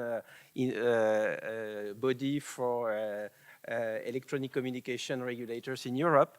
But Chiara was also my deputy when we launched the chair 10 years ago, and I'm very happy to have her here chairing this session. Thank you, Chiara. Thank you very much. Thank you, Eric, for the introduction. I'm always very happy to be back here. So it's but it doesn't work? Okay. Okay, so thanks a lot. And we mentioned this morning all this new bunch of European. It's okay. all this new bunch of European regulations, so I can't resist the temptation of naming them again because it always sounds very nice. So the DMA, the DSA, the Data Act, the DGA, the AI Act, and so on. And I will add to the list that Joelle mentioned before, also the DFA, that we will have the Digital Fairness Act. So as you see, new challenges, they always bring new regulations. And before in the first panel, we mentioned a bit this fragmentation. And what we want to do now in this panel is to check a bit the concrete implementation of some of these legislations. What we see so far is that these regulations, they are already shaping the behavior of digital players and also the digital ecosystem in general. I'm a bit more positive maybe than some of the interventions this morning about the potential of these regulations. And of course, there are challenges. So the first one is not getting lost in all these abbreviations. And then there are many other challenges. And just to name a few, the first one is really implementing this first regulation for the first time, because you have new rules, you have new actors being regulated, you have these new interactions that have to be created between the regulators and the regulators. We have a new regulator, the European Commission, that before did not have this role of ex-ante regulator. So of course, it's also something that it's a bit learning by doing. Then second, we have this coherence that has to be created between the different regulations, both between the new regulations, so between the DMA and the DSA, between the DMA and the Data Act, between the DMA and the consumer protection, and at the same time also with the new regulations and the old regulations, let's say old in quotation marks, because for instance you have in the DMA the interoperability of messaging services, but it's something that we already had in the European Electronic Communications Code. So of course these interactions that have to be created, this coherence which has to be created, and that's also why as telecom regulators, for instance, we are cooperating with the European Commission for the implementation of this obligation in the DMA. And then the third challenge, of course, is governance. It's something that it's the focus also of the conference today. And it's the challenge, of course, of ensuring that you have this cooperation between the different national competent authorities and also the European Commission. So they have to coordinate among themselves, and then they have to coordinate with the European Commission as well. And this is quite challenging because you may think, for instance, in Italy, we have one authority which is regulating both the telecom sector and the audiovisual sector, and then you have the competition authority. So you have these three different scope of interventions, just two authorities. But in France, for instance, you have three authorities for them. You have for telecom, for audiovisual, and then for competition. And then you go to Spain and you have one for all of them. So of course it means that these authorities, sometimes they're not used to cooperating with each other. So they have to learn as well, and sometimes they are not represented in the same European network. So of course it's adding an additional challenge. And then there are all the coordination which needs to be ensured with the European Commission as well. So in this panel, what we will do, we will focus mainly on the DMA and the DSA, but also we will make links with computer protection as well. We have two regulators. So we have Antoine Babinet from the European Commission, from DG Competition, who will mainly focus on the DMA. Then another regulator, so Gabriele Carovano, who's from the Italian Competition Authority, and more with consumer protection view. And then we have two experts coming from the consultancy world, Guillaume Duquesne, and from academia, Oles Andrichuk. So we'll start with the European Commission. So Antoine, the floor is yours. Does it work? Yeah. Okay, great.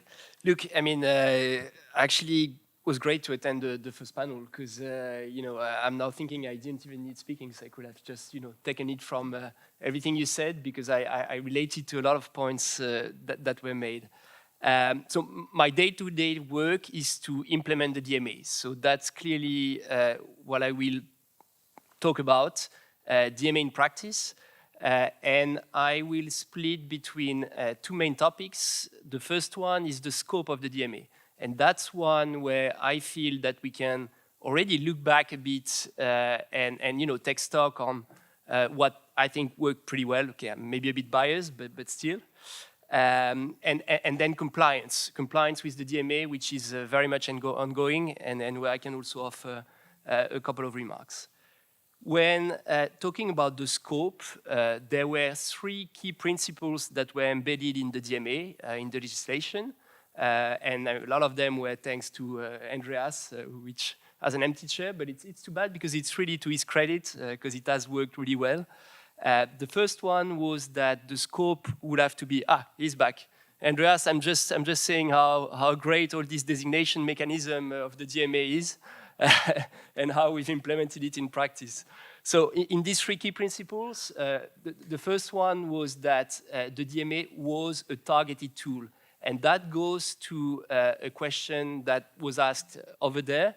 The DMA is truly not meant to regulate like the whole digital world and like, any topic that will relate to digital.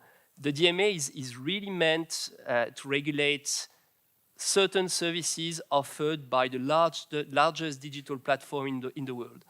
And it can only be like that because it's a very intrusive tool which will basically impose on the services that are regulated a whole bunch of obligations.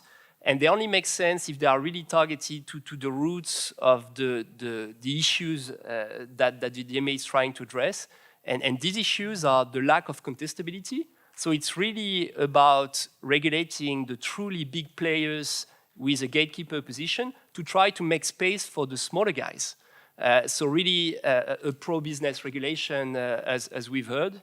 And the other objective is to try to tackle some of the unfair practices. So again, these big digital giants that will use their economic power to make it really difficult for businesses with great ideas to just have a piece of the cake and be remunerated fairly for what they do. And just to give you a number, you will not fall within the DMA unless you're a company that has 7.5 billion of turnover in the EU. So you see, I think even our unicorn, they are a long way from there. How did it translate in our practice? We have designated in a first batch 6 companies, the GAFAM and TikTok. I think we will all agree that they are big players. Since then, we've also designated Booking. That's quite fresh. Actually, the deadline for them to comply with the DMA was just a week ago. So that's the current status of the DMA. 7 of the biggest companies in the world. And important also to say that they are not regulated for all their business, because that will also be going too far. They are only regulated for their services that individually meet the quantitative thresholds to be designated. That means that, again, like the DMA is truly a targeted instrument that only comes into play where there is really good reasons to have this kind of action with an ex-ante regulatory tool. And this makes a lot of sense, again, because we're talking about rules that will apply almost without any exceptions. So they will have a huge impact on business models, and they can only be imposed to big players, like abiding by a system that really makes sure that only the ones that should fall within the scope do fall within the scope. This is not to say that, if you're not in scope of the DMA, you're left with nothing to address some very valid concerns in the digital world, but that's where the DMA is just part of a broader system and complete system that also has antitrust, and antitrust still has a role to play, still will play a role in the future, and that role is for practices where we don't have the kind of experience that make us comfortable having it in a DMA-like regulation, where this practice is basically applied or deemed wrong for any companies, any services that fall in scope. But it's rather a practice where we recognize that there needs to be an assessment. We need to truly look into whether it should be illegal, it should be prohibited, yes or no. And that goes a bit to your point when you were saying that there needs to be, unless we are already convinced we already did the work, we need to look deeply into whether we should regulate or not. And I think that's very much present in the DMA. The second point on scope had to do with the process for designation being efficient. And legislators provided us with presumptions, and they've worked quite well. And they just allowed to not reinvent the wheel on topics like, is Google search a gatekeeper? is the Apple App Store a gatekeeper? Without the presumption, we would have to do maybe something a bit antitrust-like, so wonder, are they dominant? What is the relevant market, the market shares, which is, you know, just a boulevard, as we say in French, for lawyers to produce 1,000 pages of paper, and would have just delayed the moment where we can actually focus on compliance and on just really thinking about solutions and having an impact on the ground. So there, that system has worked quite well and allowed us to quickly move to this phase where we were defining the scope to a phase where we were really trying to find compliance solutions that achieve something for people. The third comment on scope is that the DMA mechanism for designating gatekeeper has also proved very flexible. It allowed to exclude certain false positives, so services that did meet the quantitative thresholds for falling within the Act. Becomes, when looking at it, you will quickly, or not so quickly, but you will come to the conclusion that they just didn't belong to this regulation. They should just not be regulated and have to abide by these obligations, because that will not serve the objectives of improving contestability and fairness. So in this case, and for many services, we've been able to conclude that these services should not be designated. And that applied to the Samsung operating system, Gmail, Bing, and others, where the conclusion was that they did not belong to the scope of the DMA. For others, we were confronted with submissions saying that, you know, despite meeting the thresholds, they should not be designated. TikTok was an example. But there we simply didn't agree. Looking at it closely, it was clear that it was an example where the DMA could have an impact on contestability and fairness.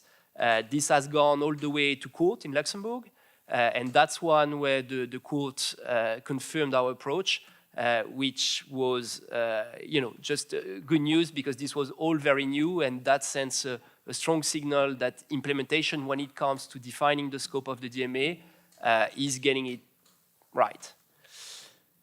And just the last word on scope to say that we also have instruments to catch the false negatives. So these are services that don't meet the presumption, but yet, when you look into it, when you do a more in-depth assessment, you come to the conclusion that they really belong to this type of services that are in between a large number of end users and can block a large number of business users from accessing their customer base.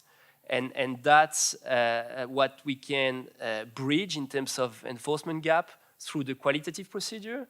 And we did that for the iPadOS, which has now been brought into the scope of the DMA through this type of procedure.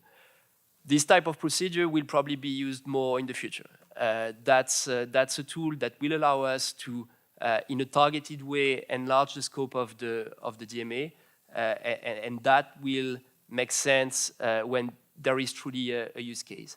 I'm not going to go into future-proofing, but the DMA also has a lot of elements that will allow it to adapt to new services gaining traction, and also to add practices to the list of obligation when we are sufficiently convinced that there are structural type of practice that are best addressed by an instrument, regulatory instrument like the DMA. Now moving to compliance. I want to start with, I think, an acknowledgement that the DMA has already allowed for significant benefits, and all of this in a record time. And that's, in a way, the beauty of this instrument, because if you will compare it with antitrust, antitrust will require like several years of investigation before you actually start talking solutions. You know, you actually start talking about impact on the market. There, from the moment where we had designated the 24 services that fall within the DMA, 6 months later, they had a legal obligation to comply with all their obligation. And this compliance, I mean, I can tell you that these 6 months have been very intense, trying to steer the gatekeepers' effort, or sometimes, sadly, non-effort, to comply with their obligations. Just to try to get somewhere where we will already have concrete benefits by the 7th of March, which was the deadline for compliance. by these deadlines, we've seen some changes that are pretty groundbreaking. I mean, and you'll see they don't go far enough for sure, but think about the Apple ecosystem. I mean, that's a company that had as its DNA to have a completely closed ecosystem. No one could play on iOS. Apple has made a huge move in terms of their DNA. They have now opened their iOS for competition for the distribution of apps. So you can have alternative app stores on the iOS. Other examples are the choice screens that are now mandated on the Google devices to choose your web browsers or search engine. I mean, this is also telling the users, no, just because you have an Android device does not mean that you just have to go with the whole suite of Google. You can actually, and then you should be presented with a choice of options and realize that there are extremely good web browser alternatives that are just not Chrome. And okay, that's just 2 examples. I could go on and on, but then you'll spend the afternoon with me, and that's not the point. But are we satisfied with compliance? Absolutely not. I think I should immediately say that we have too often seen that compliance is mainly on paper, and once you scratch the surface, you realize that we are far from what is the goal of this team that I'm one of the manager to, which is to ensure like full compliance with all obligations. And that means that we had to follow up very quickly after this compliance deadline with a strong enforcement action. Compliance deadline was on 7 March. On the same month, we started 5 non-compliance investigations against Meta, Apple, Google. There are different stages. They will, at some point, yield results, which will be like way more effective compliance. There may be sanctions. What is behind it is, of course, also very important. It's to establish deterrence, which we need if we want to move to a world where regulatory dialogue will be the real tool that allows us to already make the gatekeepers move. I think regulatory dialogue has already worked quite well and allowed us to achieve benefits on several aspects. The mere fact that we open investigations was an element of deterrence. So what you see are these investigations. What you don't see is all the regulatory dialogue that concerns like hundreds of other topics and where there are things being achieved. There are other topics where honestly we're not happy with how the dialogue is going. Well, they just add to the list of pipeline cases. I don't think we will be bored on DMA for a long while. If we had more resources, we could probably do even more cases. But this is ongoing work. We've been given a lot of instruments, a lot of enforcement instruments. I mean, another one that I can mention is the possibility to specify, and we've just opened specification proceedings where we are not telling a gatekeeper that what they do is non-compliant.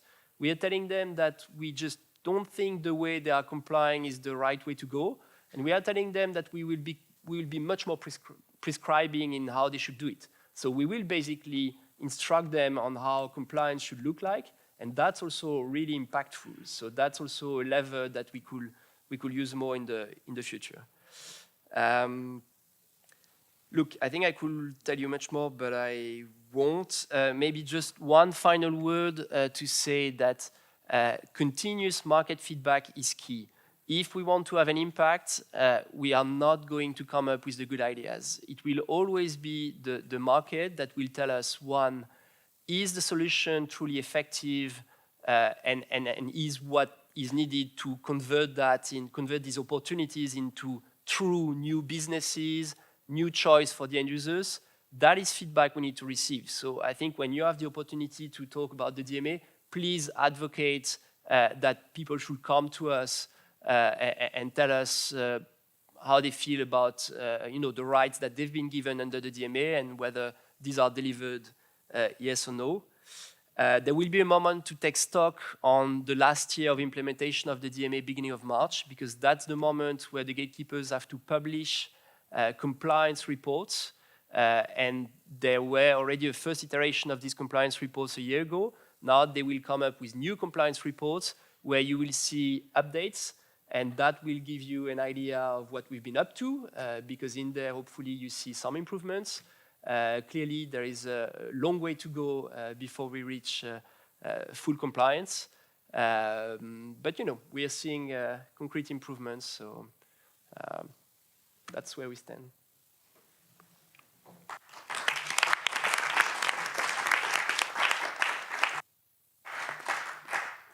Let's see if it works.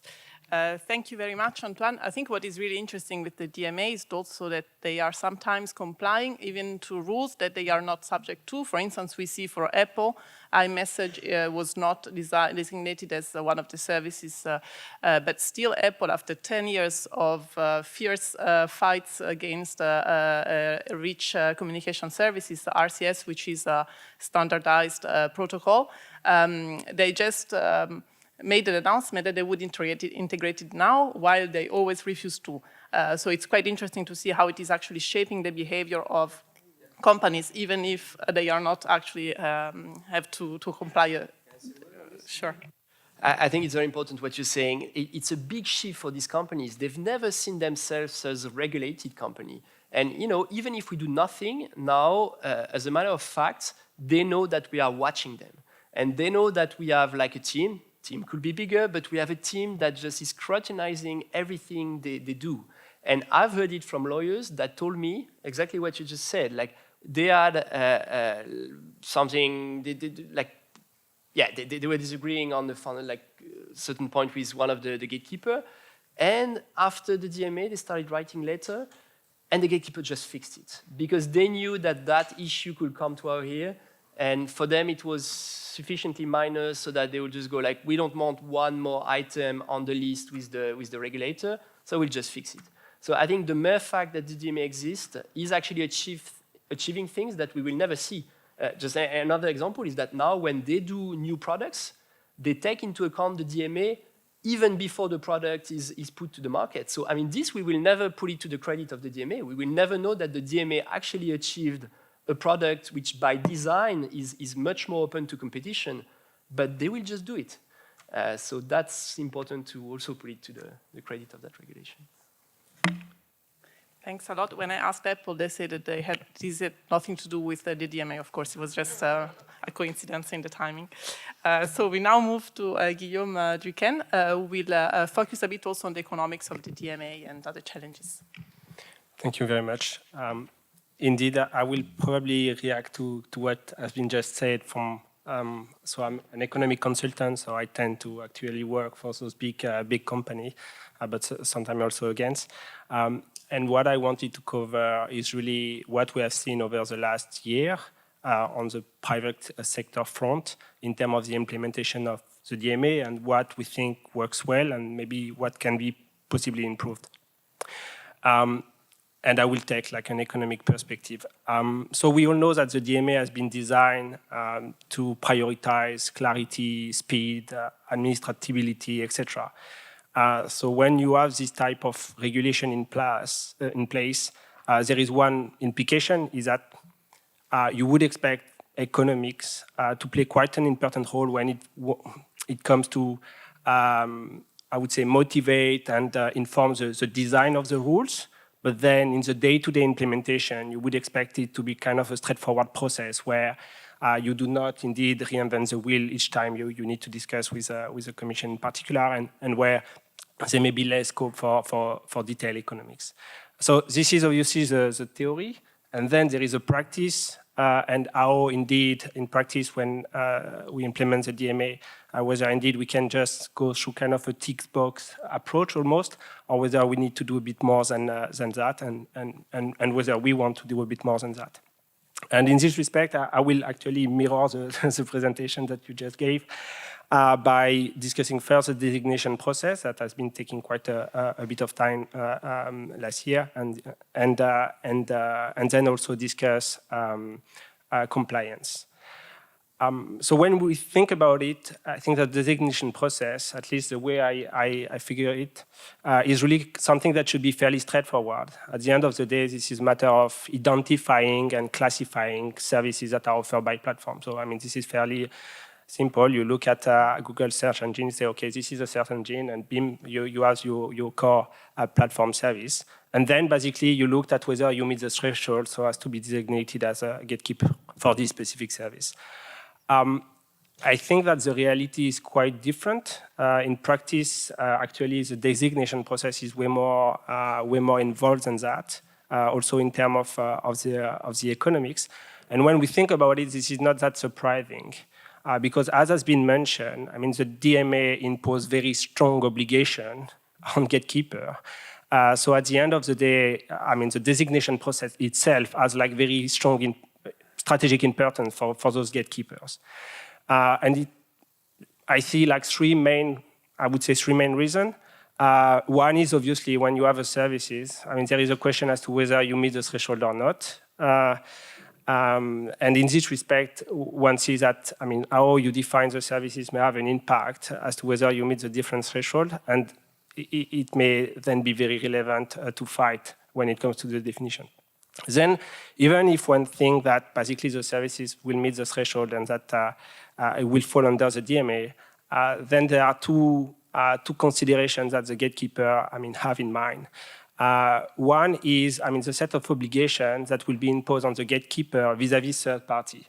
So this is, I mean, giving access, offering, I mean, indeed access under front term, etc. So these are kind of obligations on the gatekeeper vis-à-vis third party. But then there are also obligations for the gatekeeper within its own ecosystem. And it has been mentioned, this is all those points, notably in terms of combining kind of data, etc. And you can see that when thinking about those issues, gatekeeper may indeed, I think that almost all gatekeepers, if I'm not mistaken, have been arguing you that their advertising services, what is an integrated part of their social network services or their intermediary services. And it may be linked, I mean, there may be also other reason, but it may be linked to, I mean, the possibility to combine those data. So at the end of the day, we end up in kind of almost a strategic game that is played by the gatekeeper in order to indeed get the most about the DMA. And we have the same type of discussion that we do have in merger control. So in merger control, when I mean, the commission is reviewing a deal, the party will be thinking very carefully as to how they define the market. And they may try to define it very narrowly in order to evidence the fact that actually the parties are not acting in the same market, they are not competing, so there is no issue. Or they may want to define a broad market because yes, they are active in the same market, but they are competing with many other companies. And when we think about designation, this is a bit the same. There may be this idea of trying to define narrow services that would not meet the threshold. And on the other hand, there may also be this temptation to go with actually something broader to the extent we know that we meet the threshold so that we make sure that we maintain some form of ecosystem where we can, I mean, have the data that circulate, for example. So as part of this discussion, the gatekeeper have been put forward some economics reasoning. I don't think it has been given that much weight. And in terms of the economic reasoning, I do see like three main areas where economics has been playing a role, or at least there have been some economics discussed. One is indeed the definition of the service, delineation of the service. The second, I would say, points is really area is about the rebuttal of the quantitative presumption under Article 3.5.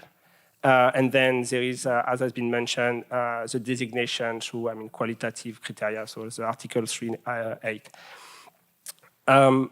When it comes to the first point about, I would say, delimitation, definition of the services, as compared, as has been mentioned, to market definition, where we have like a structure framework and quite some experience into how you would define a market. The DMA do not actually offer room for this type of discussion. Actually, the DMA is quite explicit that it does not want to enter in this type of discussion. And instead of that, I mean, the service is defining based on, I would say, purpose And purpose is not really kind of an economic concept, so this is slightly more difficult to see exactly how it applies in practice. And when we looked at the various decisions, and one sees that these concepts have not been applied uniformly from one decision to the next. And because we do not have like a very rigid and clear framework, sometimes actually we end up with decisions that, at least from the outside, may seem a bit in tension in the way the service has been defined. When you would see, or I was expecting more economics, is probably when it comes to the rebuttal of the quantitative presumption. And I don't think that there are much discussion or controversy as to whether you meet the threshold or not. The question is more, if you meet the threshold, then does it mean that you should fall under the DMA? And there may be a discussion as to looking at the services, what could be the impact on contestability and fairness, which are kind of at the heart of the DMA. And actually, at least in the decision, the view is narrower than that, in the sense that when we apply, or the Commission applied, this and discuss this rebuttal, this is much focused not really on the link between the services and contestability and fairness that are at the heart of the DMA, but this is more about whether the quantitative number that has been compute, whether they are indeed representative of the strength of the service, and I think that the two main arguments that has been kind of taken into account by the Commission. One would be the size of the service compared to other core platform services that has been falling under the DMA. And the second aspect is really to which extent the service benefit from an ecosystem that would shield to some extent from competition. We were discussing about TikTok a few minutes ago, and the fact that the court have been to some extent confirming the approach of the Commission. I think this is true to a certain extent. At least my reading, I'm not a lawyer, so maybe I misread the decision from the court, but I'm not sure that the court side fully with the Commission, in the sense that the court is actually reminding to some extent the Commission that all the evidence needs to be taken into account, both quantitative evidence as well as qualitative evidence that are put forward by the gatekeeper. But where I think that the court is in alignment with the Commission is when it explains that the standard of proof is quite high.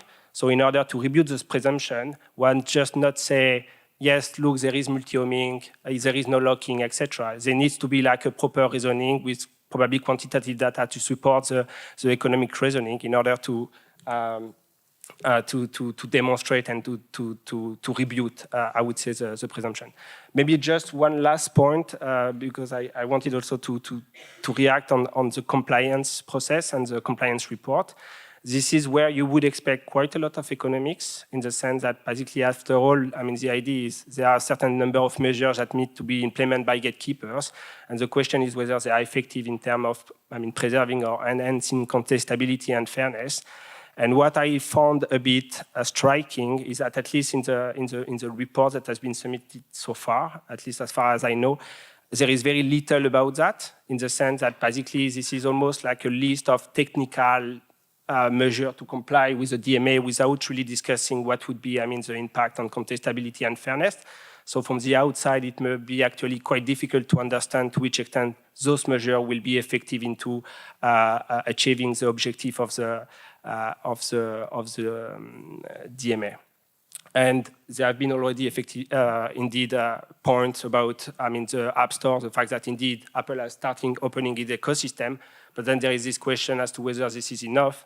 And I think that there have been quite a lot of reactions, strong reaction from various shareholders to explain that actually it may not be in prima facie it looks good, but then we looked into the nitty-gritty detail, it may not actually it's a target. So just to conclude with two words, one is that indeed I think that implementing such big regulation is not easy. I think that there have been quite a lot of very good things that has been done, and as has been mentioned, I think that what will be very important is to maintain and to further enhance this regulatory dialogue to make sure that indeed, gatekeeper engage with the Commission and do indeed propose what is best for, customer, while preserving to some extent their interest. Thank you very much.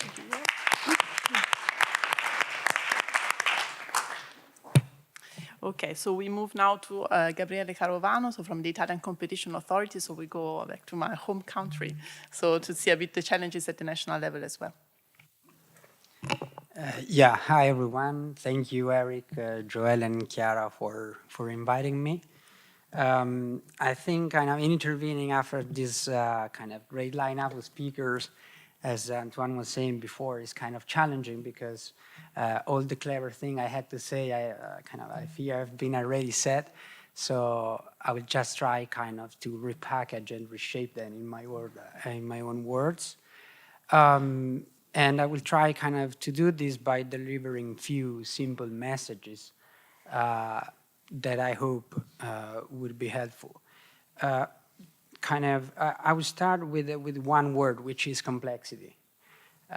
All these regulations, if I can kind of zoom out a bit from the DMA and and go back to all the acts we mentioned at the beginning, but there are even others if we want. All of them, they try to deal with very complex things.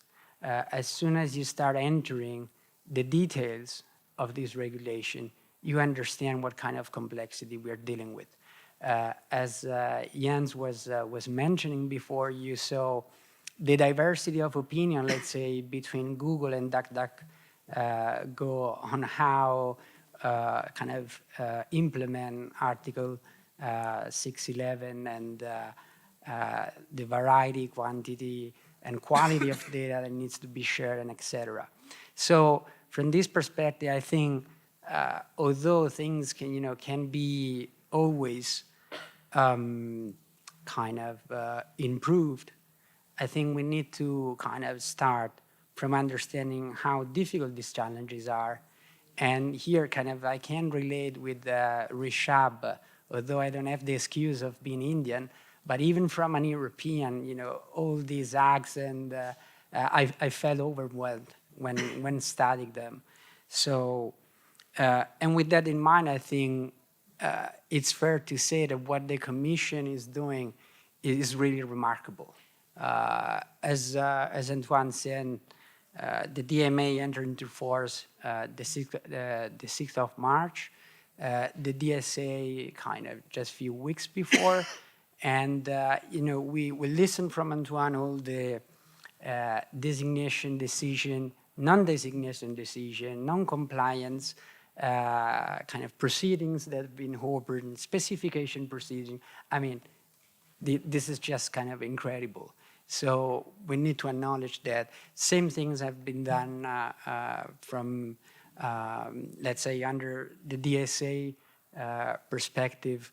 And I look at Irene here. So we need to acknowledge that. And here, I think I can relate with what Andreas said. If we want to deal with these kind of problems, we can't do it here in the CCM. We need to move at the EU level, and we have to do it together, as he said, and the Commission is leading the way. But I guess here now the issue is how do we define this word together, because this word can mean probably centralizing everything, and because of the complexity I just mentioned, and because of the limited resources and one was mentioning before, I think there are valuable reasons to somehow involve the CCM in how things are enforced at the EU level. Here, here, let's say, is where I would like to start a bit the analysis of these acts. And of course, I will try to combine them. I won't enter into the specific detail of any of them. But I don't know if this is the right approach, but personally, I'm positing of the direction of where we are going. And the reason is that the legislator, I think, designed this complex regulation in a way that provided some kind of level of discretion for us implementing these acts that somehow allows us to solve this kind of complexity that we need to balance. So my starting point would be that these acts,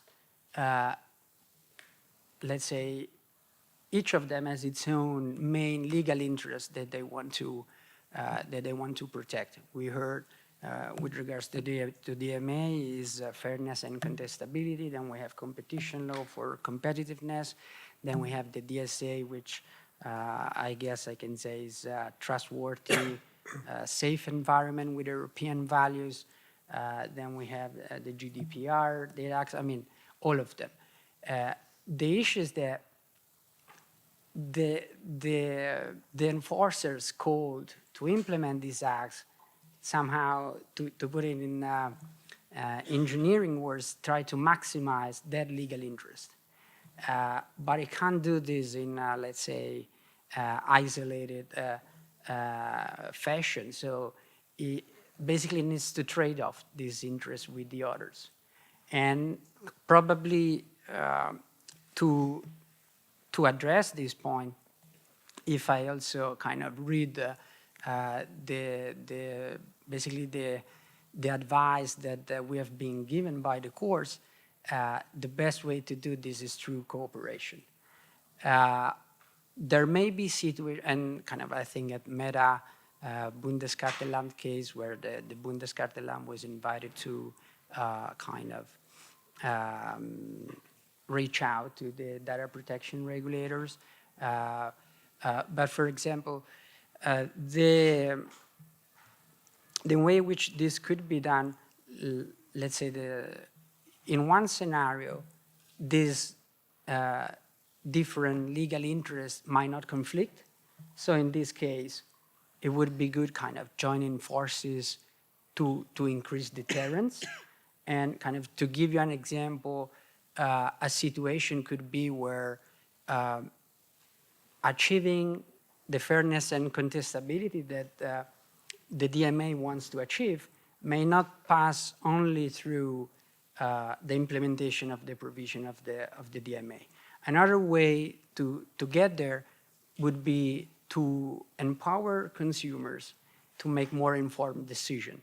So here you have a situation where, for example, consumer protection and the DMA enforcement can go hand in hand.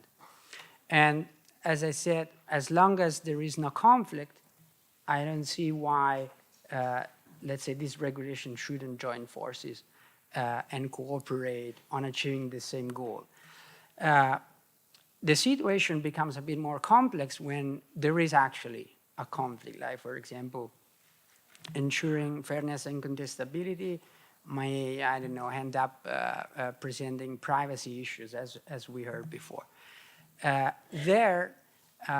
Although I'm not an economist, my solution would be to try to position ourselves in the Pareto curve, where once we establish kind of a priority, then we kind of cooperate in a way to find a solution that kind of, while achieving the maximum,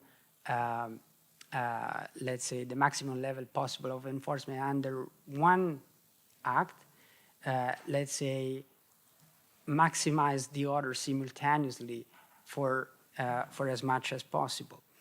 So how are we supposed to do this in practice? I think this is where the challenge arises.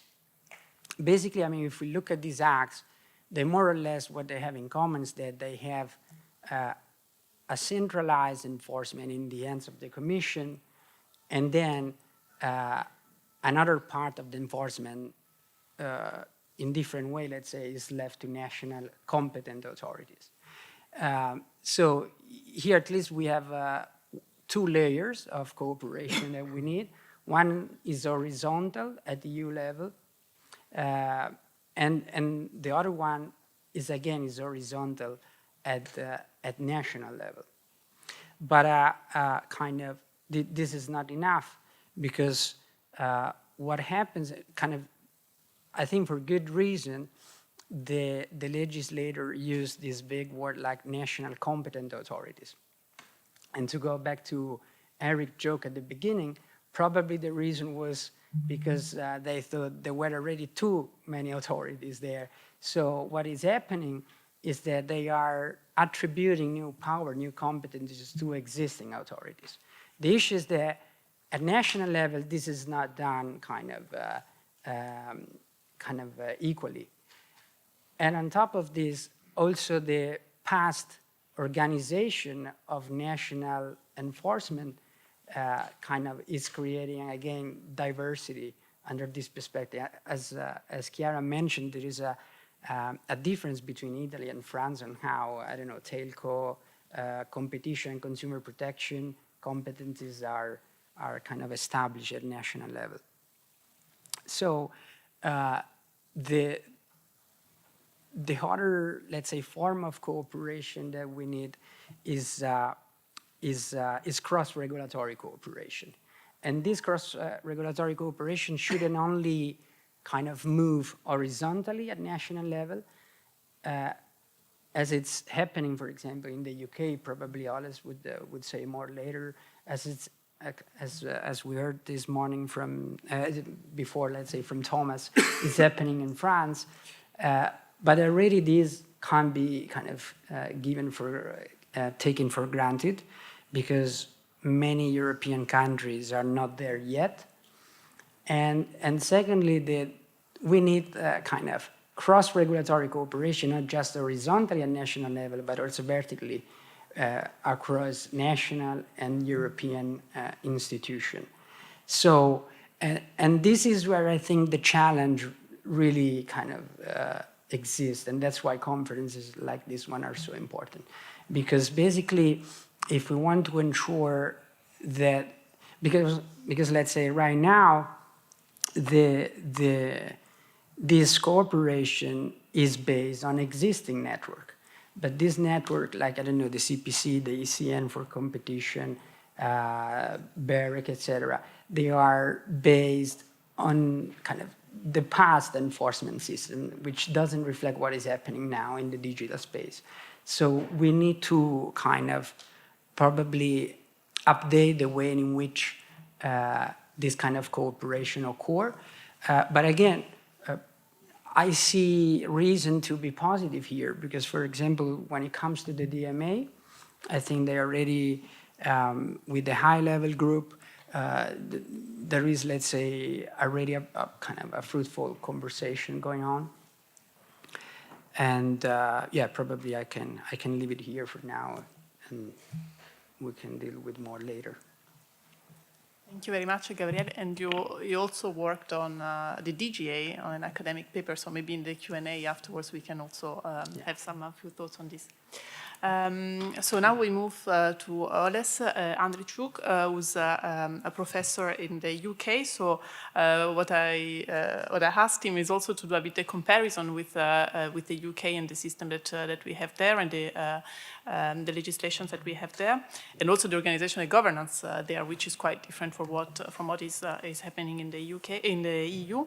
And Oles published a paper which has a beautiful title, which is Comparing the Incomparable. So we will try to do this today. So between the DMA in particular and then the bill which adds another abbreviation, which is the Digital Markets Competition and Consumer Bill in the UK. So DMCCB. So we have another abbreviation to focus on. So please, Oles. First of all, thank you very much for the opportunity to participate in this fantastic roundtable. Thank you very much, Chiara, for your excellent moderation. And I wanted to start with speaking Gabriele's point about the complexity of the DMA, and somehow to connect it with the observation that while intuitively we think that we all, apart from Guillermo, are on the same camp, that we all are supporters of the DMA, we are on the same side, but we actually, it looks that there are so many different camps within the DMA supporters that often the supporters of the DMA perceive this very powerful tool quite differently. And this probably is the right modality.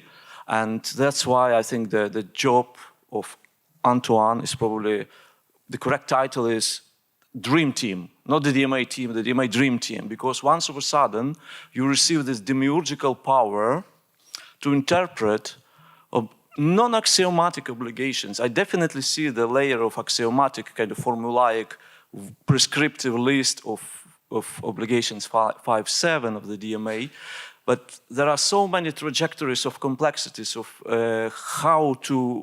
where to give the preferences, strategic priority, and you are doing it while transferring pretty much axiomatic exposed perception of the role of competition enforcer as a guardian on the market, focused on identifying and deterring as many infringements as possible, liberating market from this kind of malicious types of behavior, be it unilateral or bilateral, multilateral, to something very different. So the role, the posture of the enforcers of the DMA is not anymore only restorative. Of course, the letter of obligations matter, and benefiting business users and maybe even end users is an important side effect or an important apparatus with which we try to deliver, we try to shape competition proactively within digital markets in both European jurisdictions, let's put it this way. And speaking of the camps, of different camps of the DMA supporters, I started, you know, as an academic, you try to do some taxonomy. I started with 4 camps: critics, those supporters who want to change the very DNA of digital markets, who feel this instrument will finally bring the ultimate justice, that those bad guys will finally be penalized, and we will finally get compensation for this conduct for 10, 20 years or whatever. Those are market idealists, utopists perhaps. There are those who try to act rather opportunistically, who try very eloquently and competently point out those systemic non-compliances or those systemic troubles and those instances of non-compliances which benefit, apropos, their business model. And this is also a very fair reason for, and they help a lot to promoting DMA and making it more powerful. There are also supporters, however, who would rather, instead of focusing on a bottom-up approach, who would rather ask, why do we need the DMA? What is the ultimate goal? What is behind these open-ended objectives of fairness and contestability in general? And what benefits should Europe get out of it? And the dilemmatic solution or conclusion of this camp is that the more ambitious the objectives, the more unrealistic they sound. Obviously, we understand that we compete in the global digital race, and the scale in digital markets matter. It's nice to have small and medium-sized companies united in a federated way in some kind of consortium of sharing of same standards, same vision, planting trees on Amazon forests every time consumer uses our search engine or any other idealistic model we have in mind. But the simple thing is that it doesn't work. It looks that all successful stories are, in digital markets at least, are associated with scale. And the question is how Europe can achieve this scale is a very toxic question. It's a very problematic question, it's a very naive question, and it is real, as each dilemma, it is really unresolvable because there are so many impediments to it that once having a conversation with one of the members of this round table, I was almost laughed at face how unachievable this sounds, and it does sound unachievable. And yet I think it is important at least to articulate that this big tech, European big tech, is probably have to be designed, if it can be designed, and it will have features quite similar to those other big tech companies on the east of Europe and on the west of Europe, rather than trying to use a vocabulary of much less appealing to us ideas of federated or green digital markets, some 2.0, 3.0, whatever. Now, speaking of the of the United Kingdom and comparing the digital market, and to see that the Markets Competition and Consumers Act, I think it's interesting to see that the UK, while having quite probably one of the most powerful competition agencies in the world, Competition and Markets Authority, they strategically they started with separating the designation process from obligations process. As everything in this delicate world, it is a double-edged sword, because on one hand we can say that while DMA is being completely already up and running, the DMCCA is still on the stage of drafting guidance on some high first-order matters. On the other hand, what we will probably have, if things go well, is the situation that we will not be discussing who has been designated, why, who should be designated. It is left completely to the discretion of the Competition and Markets Authority. The criteria for designation are very flexible and easy to meet. But once designated, the gatekeepers, or in the parlance of the DMCCA, they're called undertakings with strategic market status, these designated undertakings will be offered a bespoke list of obligations designed specifically for them. And again, I think this perception goes more in line with kind of creative role of the enforcers, where they try to tailor obligation, to fine-tune obligations, not selecting them from the list of those presupposed by the co-legislators, but understand, or based on their previous experience, and the CMA has very rich pioneering experience in understanding the mechanics of digital markets and how competition is being constrained systemically in digital markets, but rather they will be tailoring these obligations, starting based on what they want to achieve. So it's kind of purpose-oriented obligations, and such discretion, while formally it is absent in the DMA, I still think that out of those complex, the opportunity to cherry pick, and then to interpret out of those complexities mentioned by Gabriele is still there. And we obviously don't have to say it explicitly, but at least bearing in mind the need to, if we mean it really, that Europe has to be competitive in this global digital race, that we shouldn't be happy with playing in this Confederation League. We want to play in Champions League, and we want occasionally even win these tournaments, if possible, our European big tech companies. Then probably we shouldn't just buy for cheap these ideas that, well, just compete harder, wake up earlier, or work harder. We need some steroids, we need some capital market, that has been mentioned, and maybe some other ingredients, which is probably beyond the scope of this discussion. But the overarching purpose of this comparative contribution was to say that the discretion, the flexibility of the Enforcer 2.0, which is not a kind of backward-looking, and which is not a policeman trying to remedy as many instances of infringement as possible, but a co-creator, a demiurge, who tries to apply these obligations creatively, being driven by some overarching goal, however naive it may sound, is a kind of modality towards which we are gradually transferring, maybe not this iteration of the DMA, maybe it's a long-term game. Maybe in some time we will come up to this, but it's something which has to be somehow at least identified, at least as an intellectual, idea. Approach here.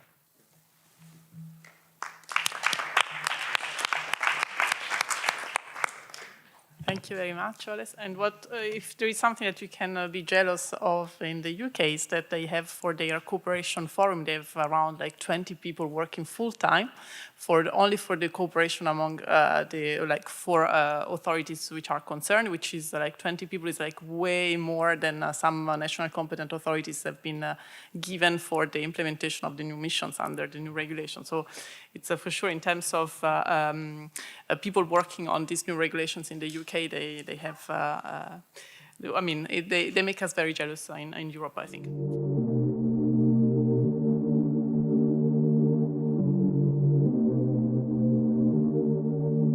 So then I open the floor to the Q&A. If there is any question from the public or the participants, otherwise I will also, yeah, please. I don't know if there is a mic. Yes. Can you please introduce yourself before the question? Thanks. Thank you. So thank you very much for this roundtable and for explanation. My name is Nicolas, and I work in a consulting firm. I was in Paris Dauphine 4 years ago, and I wonder how the European regulators of DSA can guarantee that illegal contents could be removed or monitored or tracked on networks, knowing the fact that there are so many encrypted applications like WhatsApp or moreover, the dark web. Thank you. It's a very nice question, but I'm not sure if our speakers are, but I don't know, maybe Antoine? That would definitely be for Irene, but maybe if you stay for the next panel, like she will definitely be talking about DSA, so she can take your question, but unless anyone else wants to. I mean, as a very general point, let's say, as the DMA, the DSA as well is asymmetric, so you need to be designated. For example, if you're not kind of a firm, kind of if you only live, let's say, in the dark web, I don't see how you can fall within the competence and the jurisdiction of the DSA.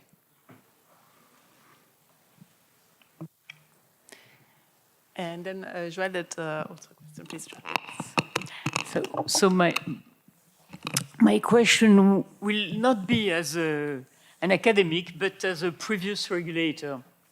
I was in ARCEP at the beginning of, let's say, more or less 15 years ago, and involved in the telecom opening the market. And when I heard about what is happening on DMA, about the metrics to say how fantastic is the evolution, the short-term evolution, and what happens, there is one word I don't heard, is competitors. So one of the objectives, as far as I understand, of DMA, with fairness and contestability, is to open the market. It's what maybe more or less Oleg was saying, to have new operators. And we heard about, okay, the denomination of stakeholders, we heard about, but I don't see in the way of doing any possibility to have the European future big tech discussing. As far as I remember, maybe a lot of people heard about the telecom regulation. It was about Orange, France Télécom. It was about ARCEP. I was in ARCEP. But it was also about Free, and at that time, Neuf CGTL, whose name now is SFR. And without Free and Neuf, the market would not have been open as it is in telecom. So my question is about how do we, is it possible with the design of DMA, how is nowadays, to have new Free or new SFR, and really to have a European big tech? If not, it's just to close the rent and let the rent, monopoly rent, but close them, very good design. What for? Look, I mean, European big tech is a lot to ask, but let's see. Where you will see competition develop is on all these markets that are not the core markets of the gatekeepers, but that are around it. So, I mean, if you take Google search engine, I mean, that's an interesting one, actually, because I don't know if you saw, but there was just the announcement of a joint venture between Quant and Ecosia. I mean, that there's, again, a lot to do in this field, and I don't think the DMA has given them like everything they should get from the DMA to be empowered. But that project is indirectly triggered by the DMA. I think that's just a sign for them that they have support and that they should actually give it a try. So I mean, that's a project where they're trying to compete head-on with Google. Okay, that's a big endeavor, but that has the merit to exist. Then, if you take search, I mean, controlling search, you have the potential to control any protect competitor operating service. Where the DMA does protect competitors are also on all the services that are around the main. I see that you, but so I mean that's one thing. Then, in terms of concrete examples, I mean, I think it's important. The DMA creates opportunities. It tries to basically strike down some obstacles and barriers to entry. Then it will take time before these opportunities. I mean, one, they need to be seized, and two, like there needs to be a momentum, and that cannot happen from one day to the other. If you take the alternative app stores, I mean, I could give you examples of like at least 5 or 6, like including European players that are now live on iOS. Are they competing, like gaining a huge market share? Not yet, but this is the beginning of it. And there are still obstacles, and there is an open investigation that hopefully can strike down more obstacles and enable them to be more competitive. Sorry, I was not enough precise. Are they involved in the discussion about the implementation? Absolutely. And no, they're absolutely. So it's not public? I mean, it's not public. I have no problem saying that we are closely in touch with all these players. And I think I tried to say it in my presentation, but when we start an investigation on non-compliance, I mean, we've received tips from the markets. That's based on feedback that there is something that is ineffective, that they experience obstacles. When we are presented with a given solution, like, I mean, we have very talented people in the team, but I mean, we by no means, we cannot cover all the services and businesses that the DMA covers. So our first reflex is to pick up the phone or send an email and gather market feedback. So no, I mean, I think the recipe is the same as the one you used in telecoms. The only big challenge is that, you had one market, 4 stakeholders. We have hundreds of markets and thousands of stakeholders. So we have to always think how to make it efficient, gather this feedback in an efficient way. Alexandre? I just want to react on this, because my concern is a bit the same as Joelle. From the outside, it seems that you have transposed much the antitrust methodology with the DMA, which is I discuss with the gatekeeper and then I market test with the business user, And what I think regulation is different. I mean, you have to have a tripartite dialogue all the time, So my impression from the outside, so it's not something, but I mean, with my think tank, we've just finished a series of interviews of how it works. And this is one finding we had, is that it's very much still a kind of antitrust mind. So, I mean, do you think it's to come? I mean, is that assessment correct or incorrect? So that's the first thing, because you do that and we don't. And if it is correct, why do you think it needs to be done in that way? I think it's very much case by case, because again, we have like 20 obligations and all of them are a market in itself. In some of them, you have a lot of stakeholders. In others, they are more identified. So I mean, one recipe will not necessarily work like across the obligations. I think we've always pushed gatekeepers. I mean, there's also the legal powers we have, right? So we cannot really I mean, we can indirectly incentivize them to go and collaborate with the beneficiaries, which we have done a lot. I think there our leverage is to tell them, look, if you do it on your own and you don't check with the markets whether what you're putting in place actually work and is efficient, what will happen is that we will get a flurry of complaints and you're in trouble. Because that probably means you're not achieving effective compliance. And we told them, like, I mean, we highly doubt that you can ever achieve effective compliance if you've not checked with the people who are meant to benefit from it. So I think that's the kind of dynamic that we have. From one gatekeeper to the others, there are some that have made the effort. There are some that are pretending to make the effort. And there are some that are not even trying. And that may actually reflect in our choice of priorities in terms of who we go after first and second.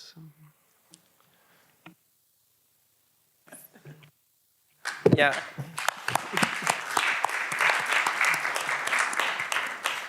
Yeah, thank you very much, Chiara. Thank you to the panelists. So we will resume in 30 minutes, and we have a coffee break in the meantime. Let me tease the last session because you have to come back from the coffee break. So the last session will be entitled Harmonization or Big Bang. So you will have all the reply by the end of the session.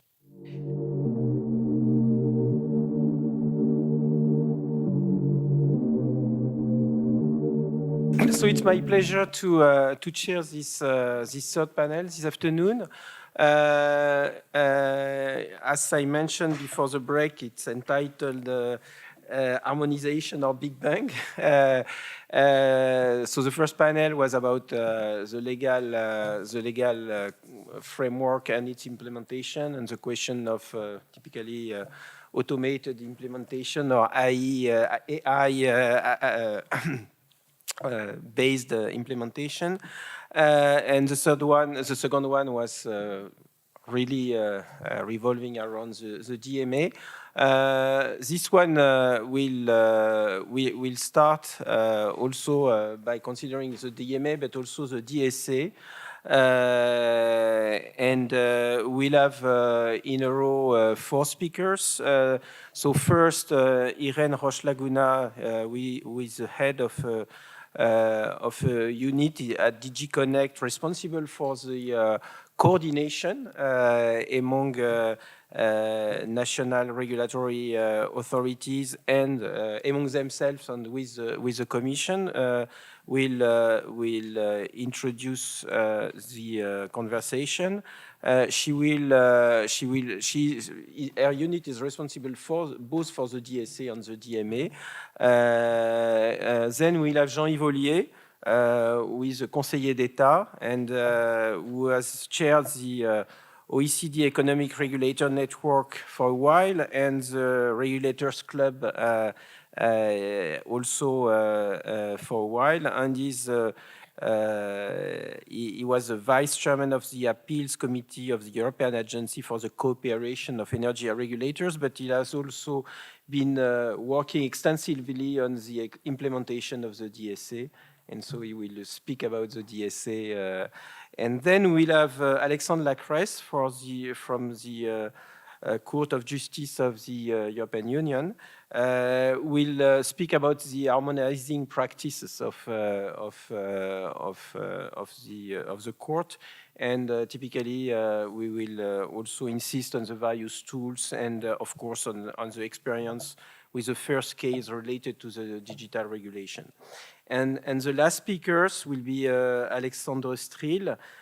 We discuss the reason why we could also consider alternative organization of the implementation of digital regulation in Europe.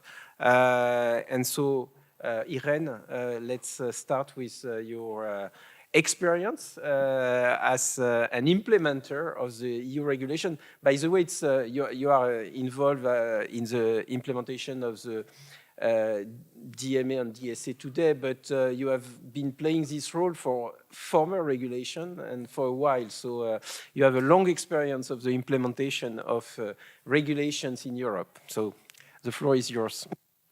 Yes, thank you very much, and good afternoon, everyone. In the two previous panels, indeed, the focus has been more on the DMA, the AI Act, and in the presentation of this conference, you mentioned also other instruments, the Data Governance Act, the Data Act, the EIDAS too also, but the truth is that the regulatory environment is way more complex than that. The other day, 2 weeks ago, I was invited to speak in two working parties in the Council, the working party that is usually responsible for the internal market and for telecoms, and I listed 25 instruments which are already adopted or are about to be adopted, are negotiations that affect the DSA in one way or another. So for those of you who don't know the DSA, it's a horizontal regulation that intends to provide safety and trustworthiness in the online space, meaning be sure that we have instruments as users to avoid that there is illegal content online, or to have empower users against content moderation decisions that are not necessarily justified. And that's a very simplistic explanation of what the DSA is.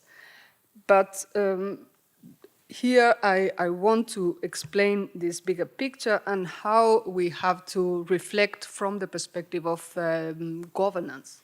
And I think it's a very good moment to start discussing and organizing these events around governance, because the more we move into enforcement, the more friction we find in the different systems, having parallel structures of enforcement that overlap and create also potential overlaps or loopholes for those platforms that we intend to regulate. So I don't know, by the way, whether it is a harmonization or big bang, but I am sure that we are creating a soup de lettres, that it's sometimes difficult to swallow. And what I fear is that enterprises and companies that want to grow in Europe, they also need lawyers to go through this maze, because it is actually quite complex.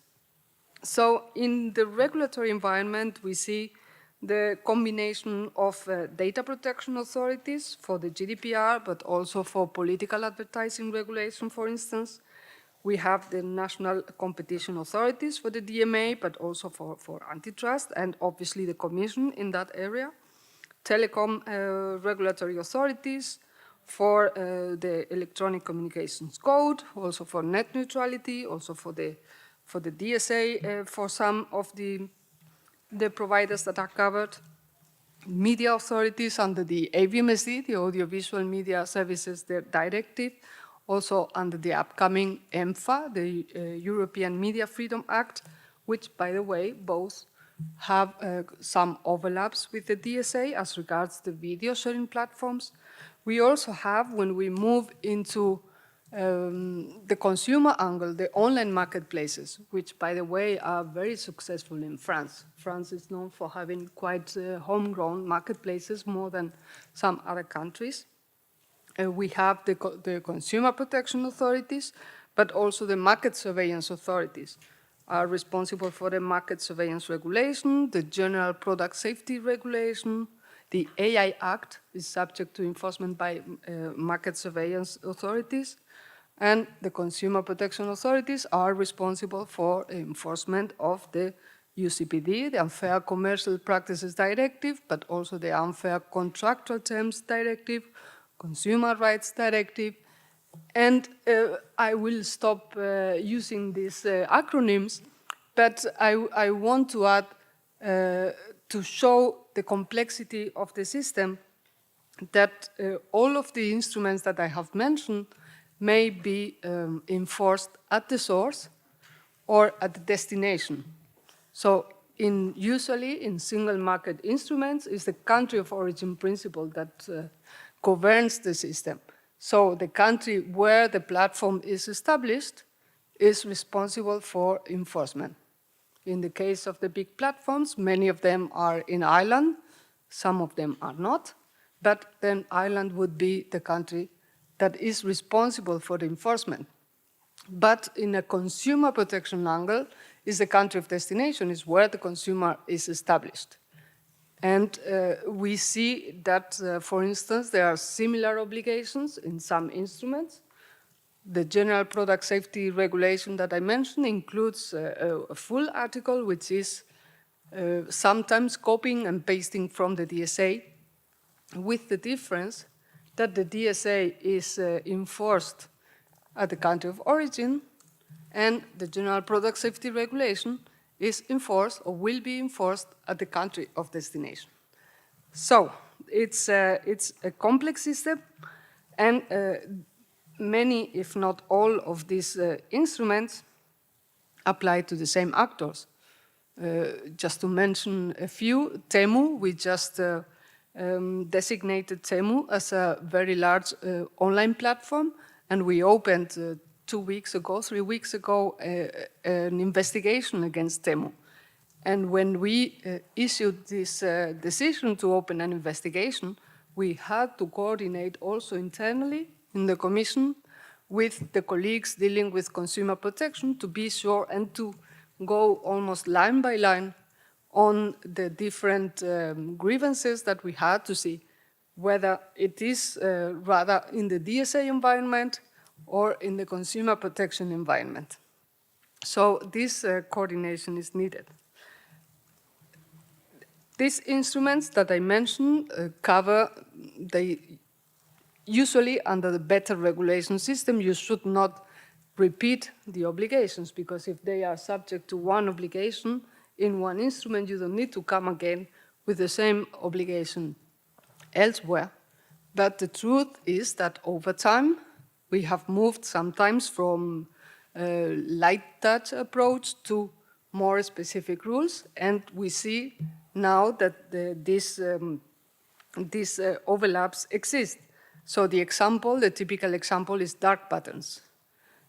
If you know what dark patterns are, you may think this is already prohibited under consumer protection rules, because it's a system that it's trying to lead the consumer to a decision which the consumer would otherwise not have taken.